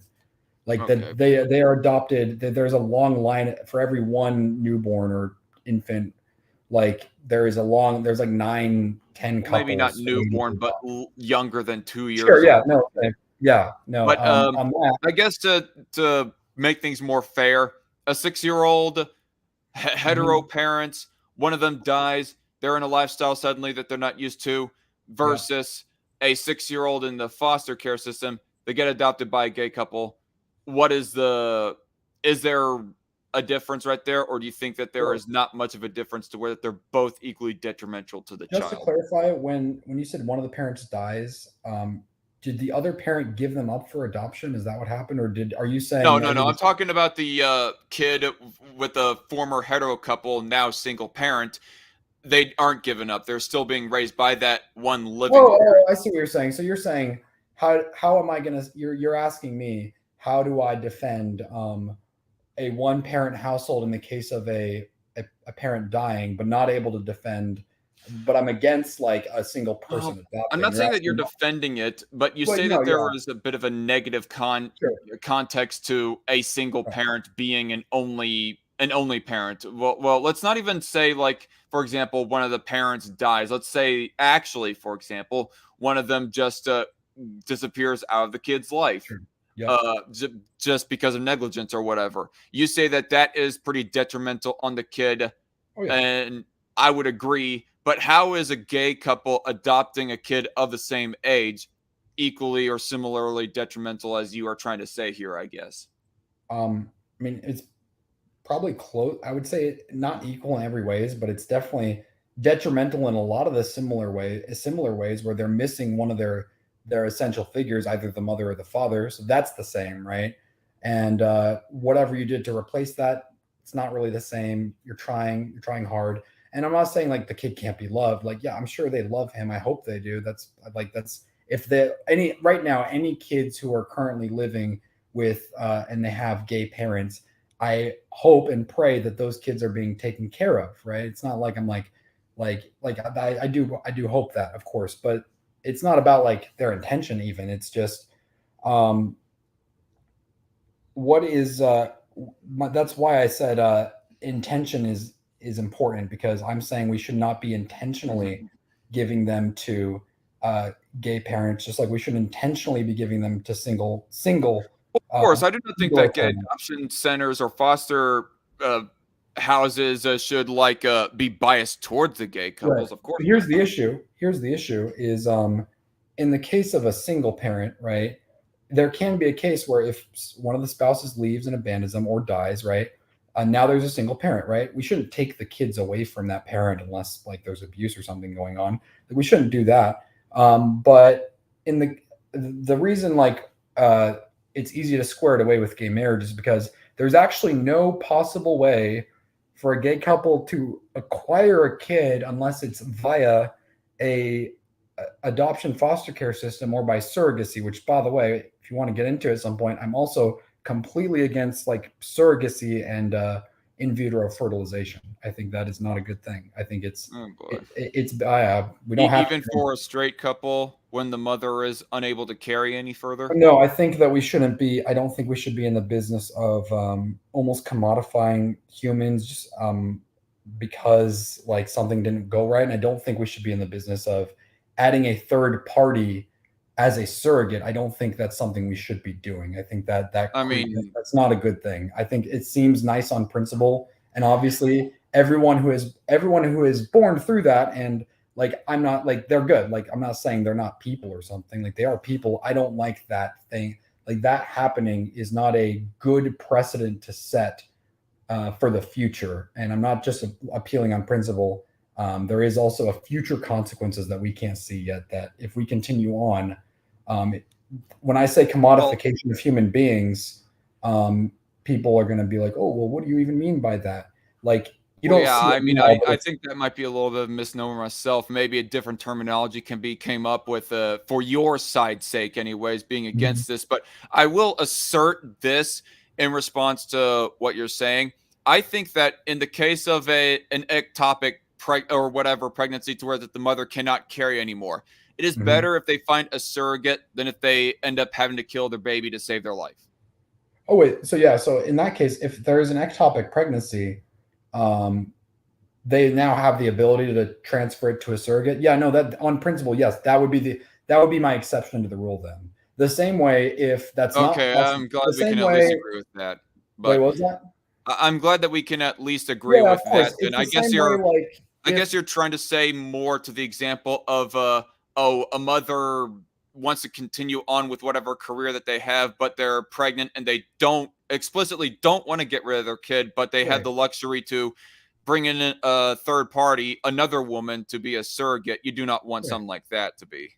No, exactly. It's the same thing with like, let's say you can't do that in a certain ectopic pregnancy. It's not like on principle, I'm going to be like, you have to carry this child that's actually just going to kill you both on principle because I'm against like abortion. Like in that case, like that would be the exception where like there is no way out and something just like, it's unfortunate, it's sad, but like you really do just have to like, unless we have the technology to like fully remove it, because sometimes it just gets to the point where like you actually can't do that, like have a surrogacy and like you're just both going to die or it's going to have to be terminated. In that case, that would be a case of me supporting termination. I don't support it in any other way. And I think it has to actually be very clear when we say life of mother that we mean life of mother, not like we need to not obscure that as these laws come in, because there's going to be like, we're going to try to put in exceptions, of course, because we're going to realize that like there are legitimate cases where mothers like legitimately can't carry the child. They can't get a surrogacy. Like the only option is to terminate it.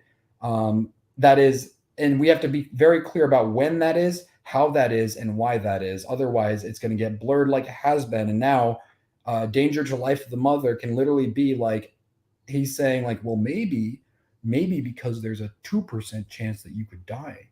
threat to the life of the mother. And it's like, that's not actually a threat to the life of the mother. That's like a like, you also have a chance. I have a chance of dying right now in this next sip of water. Like that doesn't mean anything. Like, you have to be very clear, right? So that's my principle on the same thing with surrogacies, I guess, is, there should only be exceptions in that case of like, it can be done to save a life, but we're not going to then intentionally create a life outside of the natural way it's done.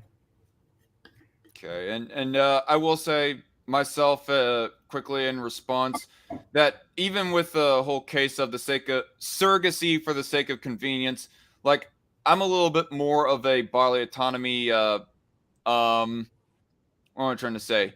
I'm obviously more pro bodily autonomy than you on this. I think that if there is a third party, another woman who wants to be a surrogate for another woman, so they don't have to carry, even out of convenience, that is allowable myself, just as long as that the baby does not die. I mean, I'm against obviously I'm against abortion, but that is because of the baby's right to life more than anything. And as far as bodily autonomy goes, that does not go in contradiction to bodily autonomy. I assert to pro-choicers multiple times, but to bring my bodily autonomy position more to its logical conclusion, by extension, I think that to avoid, as long as you avoid killing the baby, that's okay that if another woman wants to carry the baby. Yeah, via well, surrogacy. like you said that in the case of them just not wanting to carry it, right? Not just like a threat, like they're both going to die if they don't do this, right? Sorry, what? Your position is, if the mother does not want to carry the child, she cannot abort it, but she can, if she's able to, have a surrogate mother take over the pregnancy. Is that correct? That was just to sum up your opinion. Okay, cool. Well, we can go back to like what we were talking about with gay people adopting and all that. Then I think that clarifies that. I guess to get back onto that subject a little bit more, and to kind of address the chat here, because I am being bad at addressing the chat, especially when that there are some people that have comments directed specifically to you. Sorry for all the comments that I have missed, but this is just a very active conversation, and part of me doesn't really want to slow it down, because we're pretty lively right now, and obviously both me and Kris have a lot to say, and we don't have that much time in the night. And by the way, speaking of which, didn't about an hour ago you had to leave you said you had to leave? It's interesting. So I'm actually my girl's home, and I probably should finish it up fairly soonly. But like I actually just paid for her Uber, because I'm like, you know what, we started too late and she got off too early. Like I'll get her an Uber. I don't want to cut it short. I feel like a few years ago you had me on, and I cut it short by like an hour and a half, and I felt really bad about that because you had the whole stream announced and everything. Yeah, so I gotcha. That's fine, and I'm glad that you're able to do that, so to make it convenient. But to address the chat, like I alluded that I would do, Mr. Scott. What? Can I address the ones directed to me, by the way? Can I actually like respond to them directly? Okay. Sure. Real quick, yeah. So one guy, Mr. Scott J87, is that someone or is it a new? Oh, hey, there it is. Okay, he just made a comment too. I don't know exactly. I think might be. But go on. He says we need to chat, Kris. Can you have my Discord? Yes. Reach out to me after this. Is my YouTube channel linked in the description? No, it is not. You know what? I could have done that multiple times when you were like talking, so as to. You know what? I'm gonna plug my Discord. I'm gonna plug my Discord handle just because there's not a lot. There's like 7 people here. Totally fine if they spam me, and I'll just block them. It's not like thousands of people are gonna have access or something. Maybe in the future when you're bigger, I'll have to worry about that. But to your question, if anyone wants to chat after this, because I won't be able to respond to everything, my Discord handle is DJLock12, DJLOCK12. So it's if y'all wanna reach out and chat, like I said, if it gets too crazy or you like start harassing me over there, I'm just gonna like block you. You know, it's just, I freaking got too many subscriptions right here. I need to like start emptying dude, out some. I have filed them down. I had 500 at one point. I'm like, I'm never watching any of these, and like I don't know why. I just hit subscribe. Like it's not a good. I'm reaching upwards of 130 right now. It seems. Yeah. Wow, that's crazy. Yeah, real quick. I think I'm trying to find your YouTube channel though. Do you? What's your name again? On YouTube, it's actually my full name, and honestly, I realized I haven't done YouTube in a while. That's why I just plugged my Discord. Oh yeah, I Honestly, see you. like my YouTube channel has my full name and it also has personal videos in it, so I might just like you avoid don't. putting that out there for now, just because. Okay, I won't show it then. In that case, that's fine. No worries. No worries. Like I said, DJ Lock 12. If anyone wants to reach out after this, I'll try to do my best to respond. With how many? Okay, real quick. I'm gonna try to just zip through these, just so I can let you get back to it. Coffee house dialogue. Yeah, with how many big there are in marriage, I'm half tempted to just adopt as a single man and hire a nanny. The damage done by divorce is almost not worth the risk. I see. No, you're going for the whole thing. All you men are burned about marriage because it didn't work out for you. You see it not work out. I'm really genuinely sorry that's happened to you, and that's your take. Like that's tragic. Oh, he's saying he's appealing to there's no one for me to marry. They're gonna just divorce me. And once again, if that's happened to you, I'm sorry, but that's not the principle you should stand on. Like marriage is a good holy thing. Marriage is a good virtuous thing, and just because people do it poorly is not a reason to take an out on it, unless you're going to just be celibate. And I'm saying you can't then just have a kid. Like if you're divorced and you have like a kid, right? By the way, to clarify, I guess you're responding to Coffee House Dialogue, right? Yeah. Yep. To clarify, Coffee House Dialogue is Sakairy on my Discord server. Okay. Oh, wait. We've been talking a lot lately. Oh, that's right. Yeah. And once again, by the way, I'm not saying like, oh, go get married right now because your kid needs a mother. Like, it's a very difficult thing. I'm not saying that like it's not like something you should think about. I'm not saying you even have to get married now. Like, if you really just don't think that's in the cards. But like, I don't think we should be influencing people to just like hate marriage because it's just so difficult right now to find someone. Like, I bought into that for a while. And it's like completely untrue. Like most people who say that, like who haven't been married, like I know that divorcees have a different story and I'm much more sympathetic to them.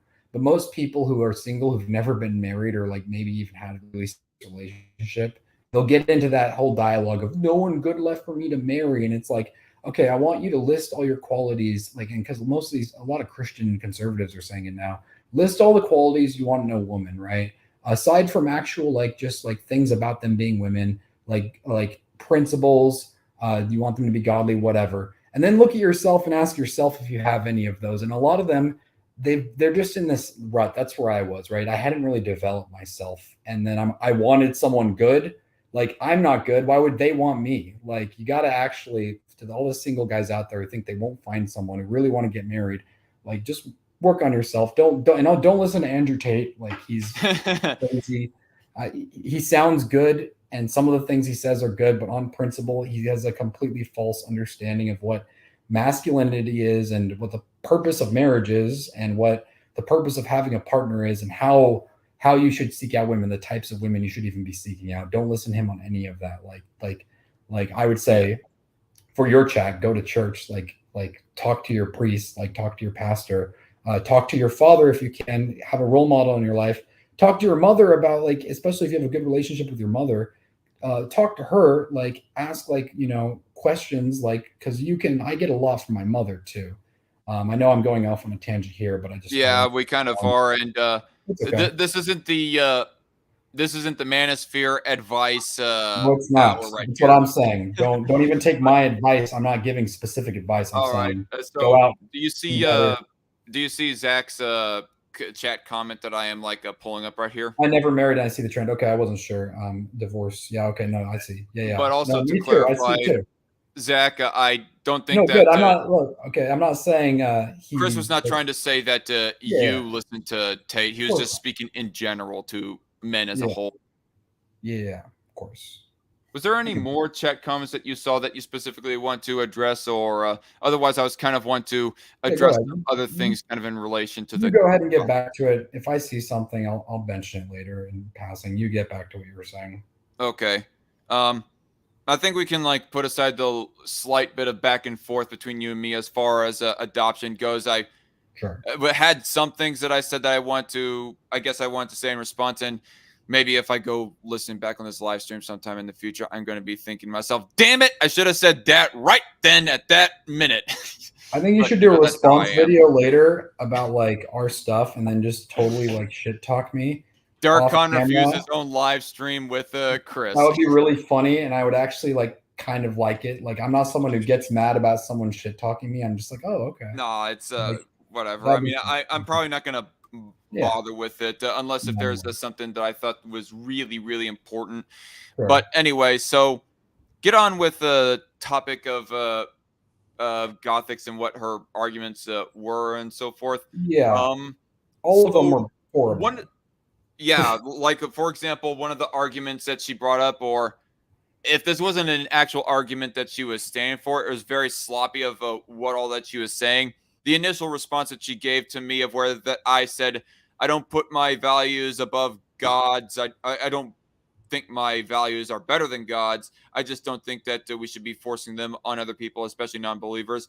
The initial response that she gave, she gone to saying, hello, and then saying that people will enforce their morality on other people. And it's like, that's not a reason as to why that we should do the same thing. Right. Yeah, and this is the thing. She's very once again, she's very talking pointy. So she tries to make a point, and she doesn't actually get to the substance, and then it's just like confusing. It's like, what do you mean? Like You know, people go using the grifter term with conservatives, and you mentioned that she's just using a talking point. That makes me wonder, how much grifting is Gothix doing? Listen, the reason I know that's a grift is because just saying it, like you can say that, right? Everyone like two wrongs don't make a right base. No, well, yeah, like you can say, like I can say, yeah, it's probably true that in every society morals are imposed. But like if you just say that as a response to someone not unsure about a specific policy or if it's right, that's just a talking point. Like you could drill her on it, and honestly, she wouldn't actually understand like her own argument. She would just be like, well, we got to put like the Bible, and we got to like that's actually not like even from a Christian perspective. If we're talking from like a biblical, like we're not even talking about government now. Let's say we're debating in the churches about the issue, right? Because that also is a thing. She wouldn't actually have a good reason to even ban it from the churches that do it of their own free will without the government, because she would just be like, the Bible says this, and and then they'll come in and be like, yeah, that was a misinterpretation. It really meant something else. And she's like, no, and then she's like freaking out. She's like, what? That doesn't make any sense. And it's like, well, look at what she said after that. She's like, read the Bible. Like we have all these denominations. Like it muddles so much, but all we really need to do is read the Bible. It's so simple. It's like, no, it's not. It's absolutely not that simple. Like, yeah. Dude, there's literally a girl, like, okay, so I knew someone who said Jesus wasn't God because he never explicitly said it. And someone at my work is also in support of polygamy because the Bible doesn't explicitly say it's wrong. Like, you can't just read the Bible and expect that to be good enough for your position in politics or in the church either. I mean, a person could like beg the question, is like polygamy or polyamory fall under adultery technically? Is that the Bible trying to say that even those are like sins? Oh, well, yeah, for sure. I would say if you're asking about are you asking about my like no, I'm not about your position. I mean, well, actually, I guess I kind of am. Like, would you say that that would be kind of the implication that the Bible is saying that polygamy is wrong because it falls kind of under adultery? Absolutely. Every case of polygamy in the Bible, almost all of them end in bad things. First of all, even like a story like where I think Joseph or Jacob marries the wrong sister and then marries the other one. There's jealousy there, right? Like all the cases of it are not good. But then also, yeah, no, and you can see jealousy there. And the reason there's jealousy is because really the first one is his real wife and the second one is not, right? And that is it. Like, yeah, no, you cannot be married to two different people. That is, once again, going back to what marriage is not. It is not marriage between three or more people. It is marriage between one woman and one man. And if you bring anyone else into the mix romantically, it's cheating, it's adultery. Whether you're just fantasizing about it, that's a spiritual thing you're going to have to deal with. Like we can't know your thoughts, we can't know like how you're what that is. But when you act it out physically, like now it's a physical adultery, right? And whether or not the other person agreed to it or not, it's still adultery. Yeah. But she doesn't have anything to back that up with because she needs something specifically to say this is a sin. Okay, so how's this then? The Bible doesn't say anything about gay marriage. It says something about homosexuality. Okay, so technically speaking, in her worldview, you could just make it so like, oh, you have to be like, you can't have sex, right? And like, you have an obscure law in the book, but you can get married, like, and she wouldn't really have a defense as to why they can't do that. Or like take the trans issue, like honestly, like she thinks she would have a position on that, right? And she would try to back it up biblically, right? And I say biblically only because she doesn't try to back it up with the church because she just said she doesn't like the denomination. So she tries to back it up with her English Standard Bible, probably, which was published about 25, 30 years ago, or maybe that might be the NIV. No, ESV was like 30 years ago, or no, not even 2001, I think, right? So she has a new Bible, right? That not everyone even agrees on. And she's reading it. She's reading this Bible, this new translation. She's assuming and inferring everything it says. And someone comes up in the church, right? And like I said, just before, in order to get back to the politics, we actually have to talk about what her position is and why it's inconsistent.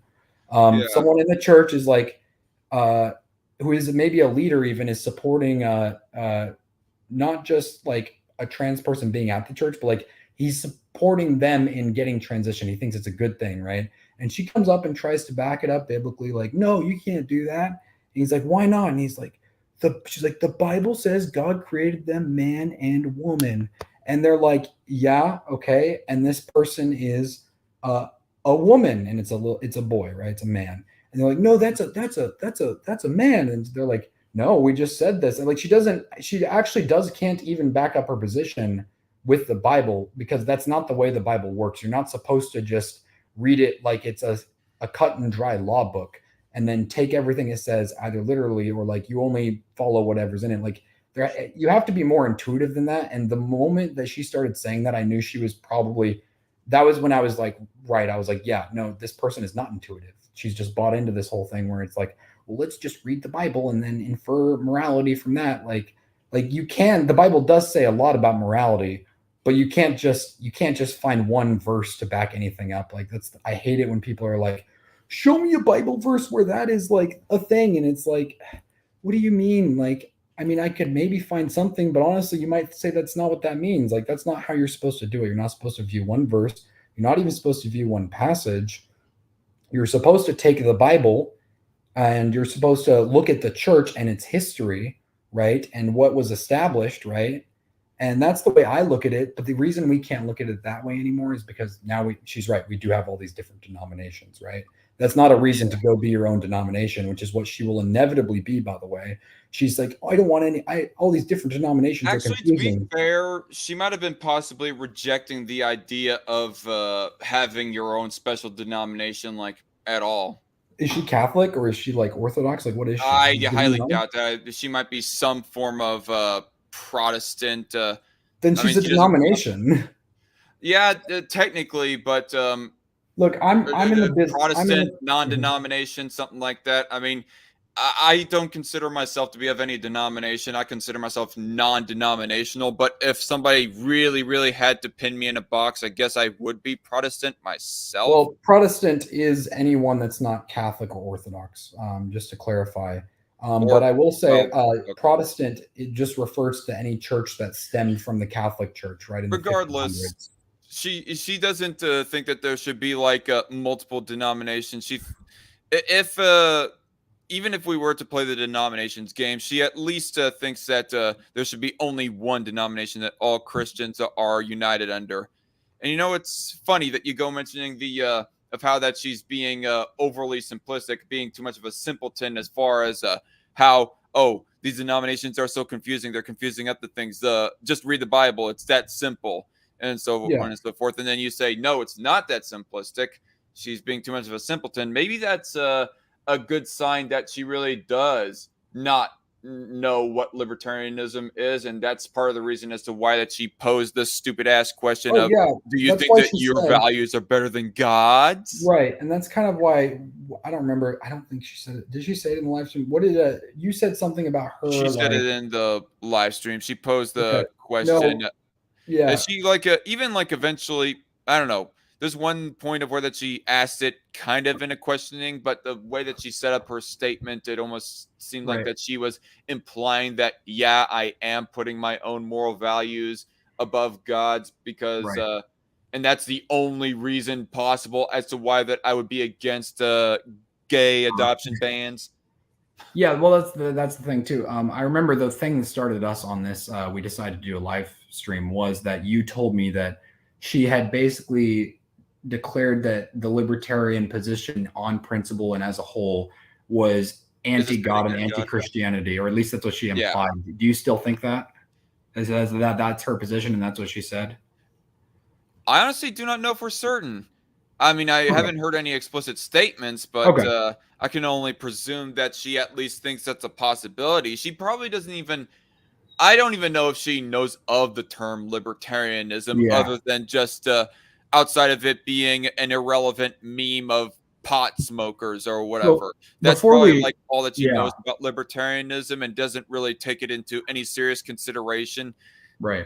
But regardless, I don't think she knows it that well and understands the underlying principle as to why anybody would be against a government that enforces XYZ godly morality on non-believers. Yeah. So would you say, because I didn't watch your content before this and you said you did, just before we finish these few points up, I want to what would you say, like, if you had to, I don't know, I guess put her on the political compass? I hate to say that because honestly, whatever. What would you say her, like, if you don't have to tell me all of her positions, the best way to describe her position? Is she off, right, leaning, conservative values, Christian values? Is she like, what is she? Like, you would say she's probably in the upper, like, authoritarian right, conservative center, right?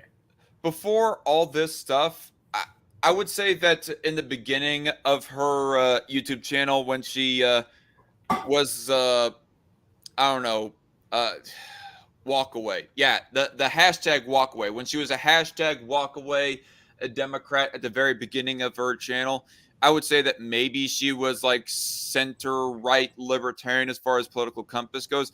Now I almost want to say that she is like at least in the shallower areas of authoritarian right, if not a little bit deeper, with the reveal of her position as far as gay adoption specifically goes, and also the way that she approaches political issues in general, of where that in a subject matter talking about legislation and what the government should ban, she brings up, personally, I base my morality off of God. I can only say that, I can only presume that with that context, with all that put in context, that maybe she is like very much solidly in the authoritarian right spectrum as far as the political compass goes. Well, and that phrase, unless you're an atheist, everyone uses that phrase. Like not use that phrase. Everyone believes that, or everyone strives for that. Like, I would say you probably strive to at least align your morality to where you're not going against God. But then she's going to say, no, that's not what you're doing, right? So you can't just say that and expect it to mean anything.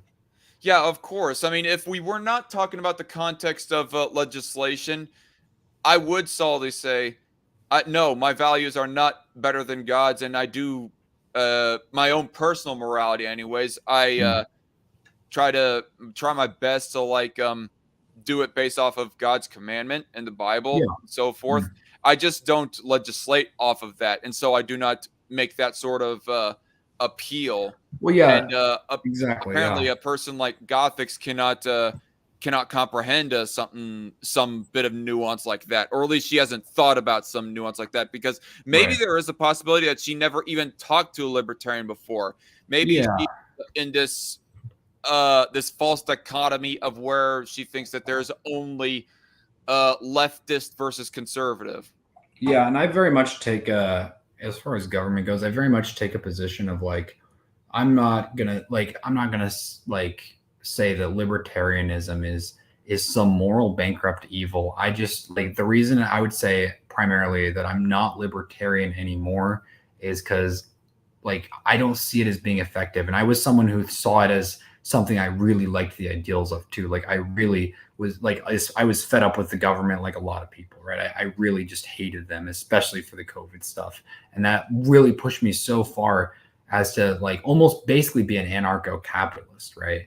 And I just, and it was kind of out of spite, but I was finding all these ways to back it up. And the biggest reason I left was because it just was untenable almost. It just didn't seem like something that was doable. And like, that's another discussion, of course. I know we're trying to wrap this up sort of and just finish our last few points. But when she's, when she does come after something like that, it's like her issue is that she doesn't even understand it. Like, it's one thing to like, I'm not saying you have to like I was of that belief. So I feel like I understand why people hold it a little bit more, at least why a lot of people hold it. Right. But her being someone who probably she strikes me as someone who grew up with what her parents said and one hasn't changed their beliefs at all, just follows them, which is honestly okay. Like in principle, like hopefully your parents are teaching you good things. You don't have to change them, but also someone that didn't really think about it further than that. Like once you're an adult, especially, or once you're maturing, like even if you have good principles and you should stick to them and your parents are right to give them to you, if you don't ever develop that, you're going to end up misrepresenting your case. You're going to you're going to end up not understanding why you have them. And then more often than not, you're going to compromise on those principles eventually. And that's what I see with her already. Like she's kind of like, she's of a mindset of like, I'm gonna like, okay, I know like her mocking was like kind of like a stupid thing that went on, right? And it was really dumb. But when I see that from like that type of mocking, especially because it's not like I'm like, don't ever make fun of people. It's not Christ-like. When I see that type of mocking though, where like there's no consideration of anything, and there's just an assumption of like this person is clearly stupid and evil, and she doesn't even try to like be honest. My opinion specifically is that specific context, it was uncalled for. Yeah, well, yeah, and like that's specifically fine, but like if that's how she operates, is like she doesn't actually care about making sense of anyone, right? And she just wants to do her talking points. Then those talking points will fail her, and she will rely more and more on her like almost mocking nature of just making fun, like kind of like the unfortunately the groypers do, because just everyone out there real quick, I went to AFPAC 3 last year and a half. That was and everyone that went was pretty nice, but the community online is absolute dog shit. They're awful. It doesn't matter if you do not support their leader. If you have any disagreement, they will just call you names. Like they will just literally like, you're this, you're a soy boy, you're cuck. And it's just like, they don't even actually care. And I see that in other circles as well, or at least people are trending towards that. AFPAC, that's like a groyper infested convention event that you went to, and in person those said groypers were nicer to you than you've noticed groypers are like over the internet. Is that what you're trying to say?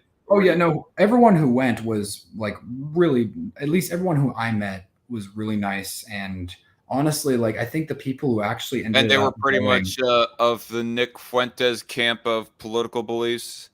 For the most part, I would say yeah. But I really do think that when I talk to, like, it's interesting when I talk to most of those people, right?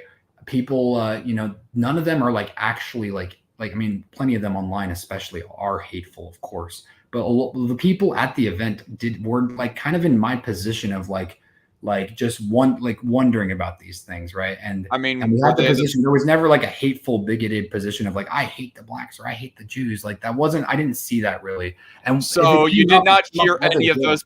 So you did not hear any of those people at that convention say that a white woman marrying a black man is degenerate.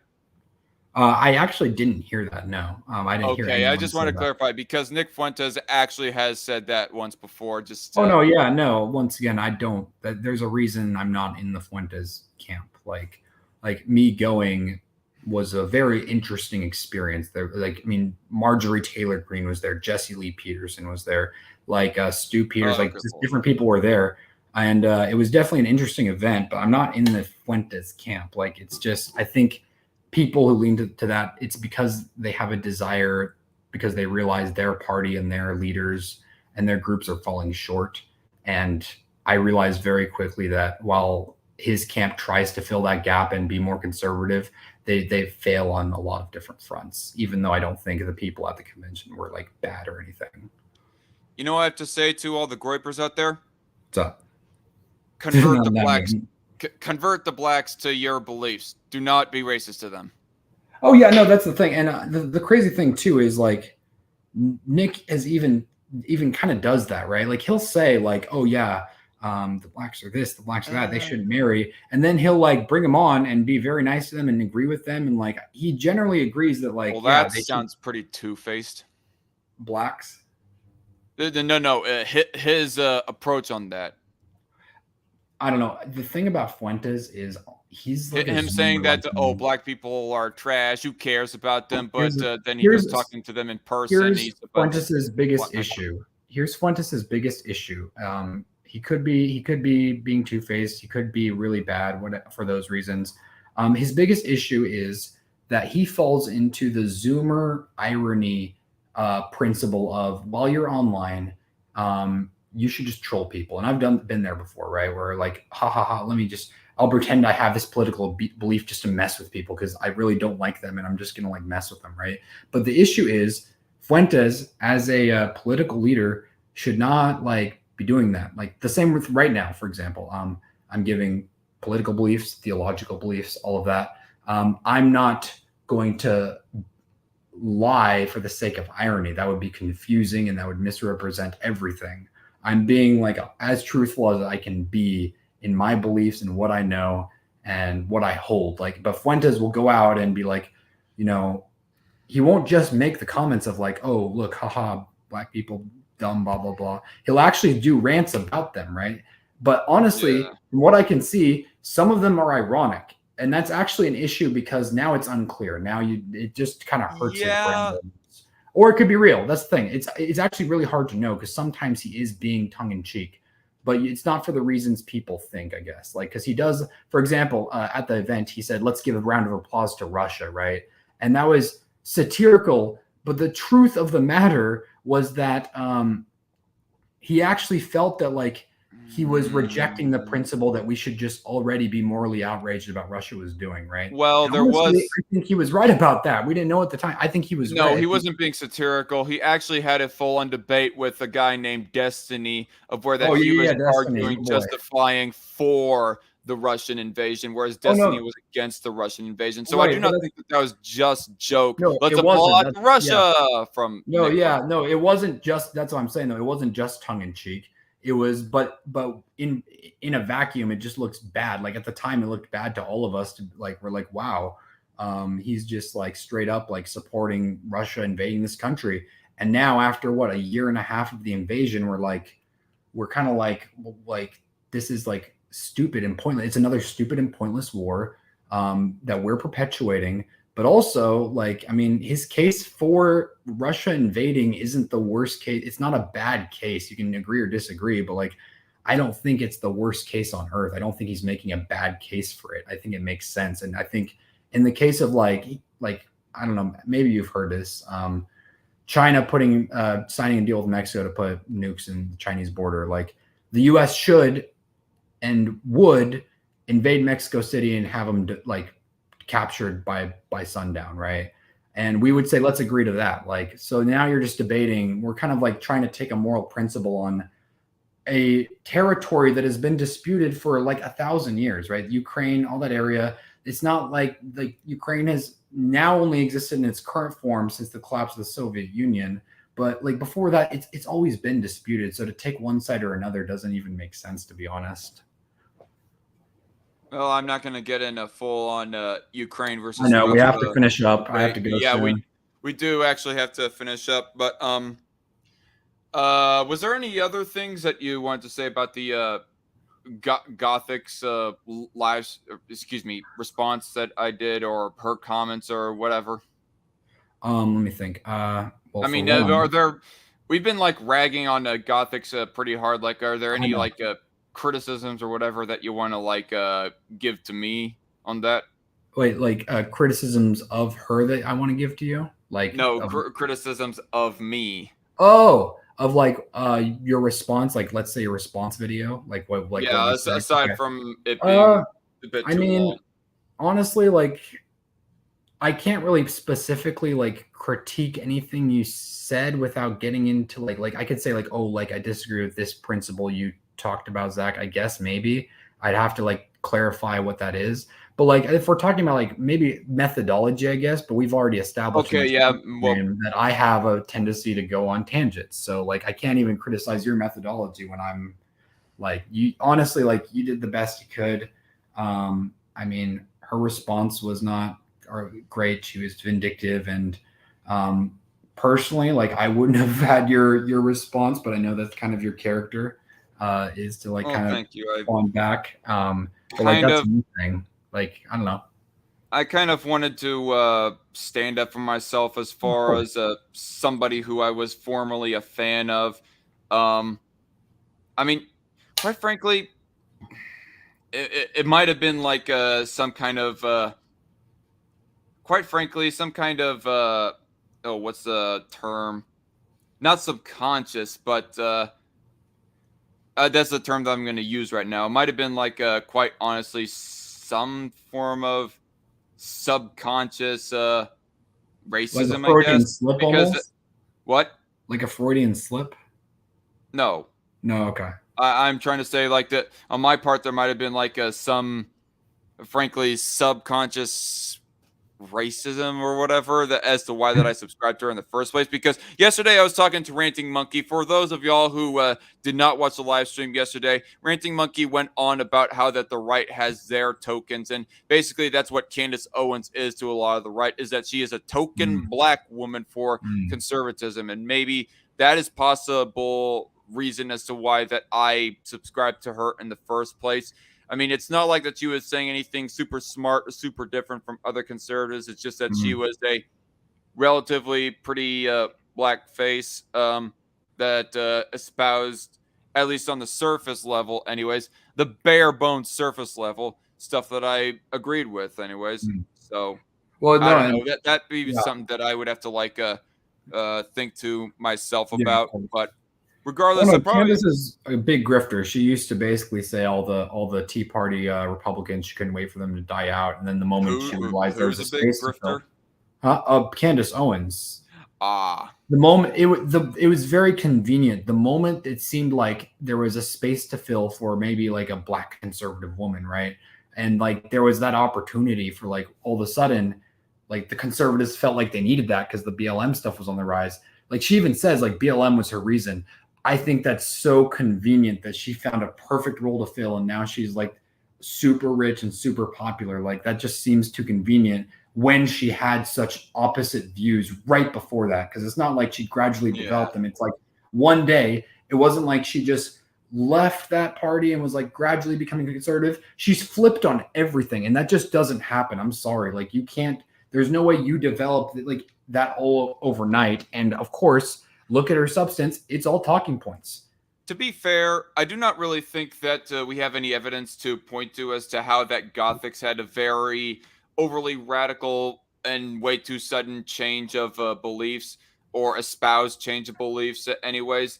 Oh wait, It could just yeah. be at the end of the day that she just is quite bluntly a simpleton, hasn't really thought through all these things that she's saying. She might legitimately actually do believe them. It's just Yeah, that she hasn't actually thought through them very deeply, right. um, No, her I own agree. I don't know beliefs or anything other about her. people's beliefs and so forth. Yeah, I was speaking on Candace Owens, not her. I don't know much about her. I know No, that. I gotcha, but Yeah, we're kind of in the conversation of Gothics, and yeah, I guess the comparison just popped up in my mind, and I did not yeah, know yeah. if anybody else was going to take some implication that might have been a wrong implication that they were wrongly getting, that you were trying to make some comparison. If they're dumb enough to like misrepresent that, then I don't have the mental wherewithal to even explain oh yeah, no, that's not what it meant. Don't miss, like, it's clear that I wasn't saying that like, and if you can't see that, then like I don't even know like why I should even try to help. Like you got to like actually infer and be intelligent and listen to what people are saying instead of be like, oh, Candace Owens, you said she's a grifter. You mean all black pundits are grifters? Like, you're just dumb if you do that. Like, I'm not even interested in humoring you and trying to be like, no, guys, it's not what I meant. Like, I know that's not what I meant. Everyone else actually knows. And if you actually believe that you thought that's what I meant, like anyone in this chat, there's 6 people, any of y'all, you're dumb. I'm going to be honest. And I'm not saying that to be mean. I'm not saying that to belittle you. I'm saying sit with that and try to like just figure that out. Like try to think about things a little bit more thoughtfully instead of spouting like, oh, you meant this. Like think about it for a second, you know? Anyway. Yeah. Like, obviously not all black conservatives are grifters. I mean, I think a pinnacle, a very clear, obvious example of somebody that I can like point out as far as that goes is Bass F Double Z. If anybody has ever heard of him, he has been on the YouTube for like forever, and he kind of just chills and does his own thing, and it's just a whatever topic that he wants to talk about. And he's pretty conservative. He's actually espoused pro-life beliefs, is like the pinnacle example that I can think of as far as his conservative beliefs goes. He also like tries to give us some advice to men on how to be men, how to be chivalrous, and all that other stuff. Like, cool.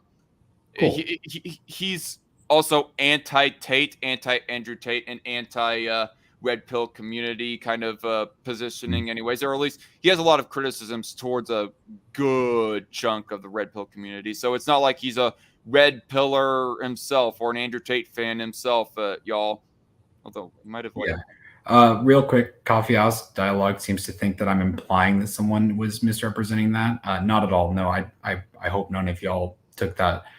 Zach was trying to defend it to clarify. I was just saying, hopefully we don't need to. Hopefully everyone here who stayed is smart enough to realize that's not what we're saying. No. I was you're thinking good. that all of y'all are good, I think. The live audience, I'm sure, did not get that implication, but anybody in the future who might watch. Anyway. Yeah, for sure. So I gotta go in a minute. Is there anything we can wrap up? Because I know I'm honestly like I've said everything I can about Gothix. I mean, I could go into more detail, but like I said, no, it's fine. I'm praying for her.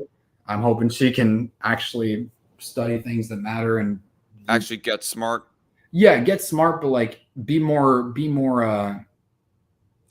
intuitive about the Bible instead of assuming what it says because what you're like your family or whoever taught you. Like look at like all the different like sects of Christianity that are wrong. Okay, they also believe what they believe because they think it's true, and they're going off their Bibles too, actually. And you have to ask yourself, am I in the truth? Do I believe the right thing for the right reasons, or am I missing something? Is something either wrong or is something either incomplete? Like I pray she does that because it would help her tremendously with discussing things. It would help her tremendously with fleshing out political beliefs, right? Something we can all work on too. I can work on it. Like went off on tangents through this thing. Like we could all work on it. It's not like I'm saying she's uniquely like I'm better than her. Like I pray that she works on it, right? Because honestly, I realized I had to work on it. Like we all have to be honest and understand what we believe. So that's kind of my takeaway from everything there, I would say. Gotcha. Yep, I think we're gonna wrap up here, folks. So obviously, if it isn't obvious to everybody who listened back to the entire live stream, I do not agree with everything that was said by Kris. There was some things I agreed with, some things I disagreed with. Like even though I might have like not challenged him as much as I would with like I don't know, if I had a leftist on or something. I just wanted the conversation to speed along because there was like so many topics that I wanted to get to, and I know of how that Kris and his tangents and whatnot. I mean, Hi, no guys. offense to. This is why I come on once every 2 years. It's all Zach can stand. I'll get better. I No, swear it's I will. fine. I mean, I'll I'm write pretty notes sure down and get better. we've had there has been like a closer, more compact amount of times of when that I've had you on. I think I might have had you at least twice in like maybe in the course in under 1 year, the time of 2020 through 2021. I don't know, but regardless, that's irrelevant. But hey, thank you for Kris for coming on. 100%, man. I enjoyed it a lot, and very disappointed in you for not agreeing me on every single thing I said. I'm just disappointed so much, Those 2 words, right? Well, I think that's the best words to end it on, No. Anyway, disappointed. I'm disappointed. Oh, why are you disappointed? Is it because you want to force me into something? No, you're just supposed to believe me, Just believe me, Zach. Come on, I'm your cousin. Like, just be on my side, Anyway, it was great. How dare you be disappointed in me? How dare you? And what do you mean by you're disappointed? What do you mean by you're disappointed? What do you mean by you're disappointed? What do you mean by that?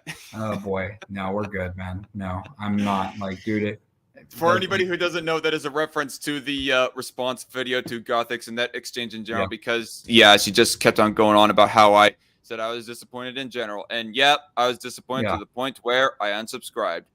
Ain't nothing more to it than that. But anyway, she literally she's just like, why would I care? And then continues to talk about it. Like, if you don't care, you would just be like, okay, and then you'd move on. But she couldn't let it go. Yeah. But it is so funny. Anyway. All right. Yeah, so it's definitely a pleasure to have somebody from my personal life to come on and talk about these sort of things. I kind of wish that it would happen more often with people from my personal life to come on this live stream so that I could have like full-fledged conversations about these subjects. But lo and behold, that's not the world I live in. But at least I have one person who's willing to dive into this part of the internet, and that be you, Kris. Absolutely, man. I appreciate you having me on, and it's a pleasure. I'll try to next time. I'll try to be more organized. I'll try to be more concise, and then we will hopefully. It's all right. We get better every debate, man. Like the first one we did was just rough, and now. I will say that you definitely got better, because the first one was definitely, the tangents were abound, and I just did not know how to steer them away from those tangents. I think at least my tangents were a little bit more relevant, where I could kind of tie them back in for the most part now. But honestly, they were kind of non sequiturs to make a point, and I just need, like I said, I need to pull it, concise it. Either way, pray for Gothix. I'm praying for you. Keep growing your channel. Pray for me. Oh yeah, by the way, thank you everybody from who watched the live stream yesterday with Ranting Monkey and boosted me up to almost 800 now. I'm like at the closest. I'm like 2 subscribers away from 800 subscribers right now. Just 2. Somebody get their friends to subscribe so I can have my 800 subscribers. Wait, Zach. Sorry, Gabe, Sebastian. I see you're in the chat. Subscribe now. Get Zach to 800 right now. That's it. You're good. I think that should be it. I got you 2 subscribers. You're at 800 because of me. There you go. Whew. Well, thank you very much. And obviously, I still plan on doing a response videos. Just going to be a matter of time on that, because but anyway, so thank you all for watching. Thank you, Kris, for joining, and it was definitely a pleasurable and fun live stream. And now I need a shower because I rushed from work to get to here. Same. Y'all have a good night, and God bless. Take care, y'all. Godspeed. Indeed.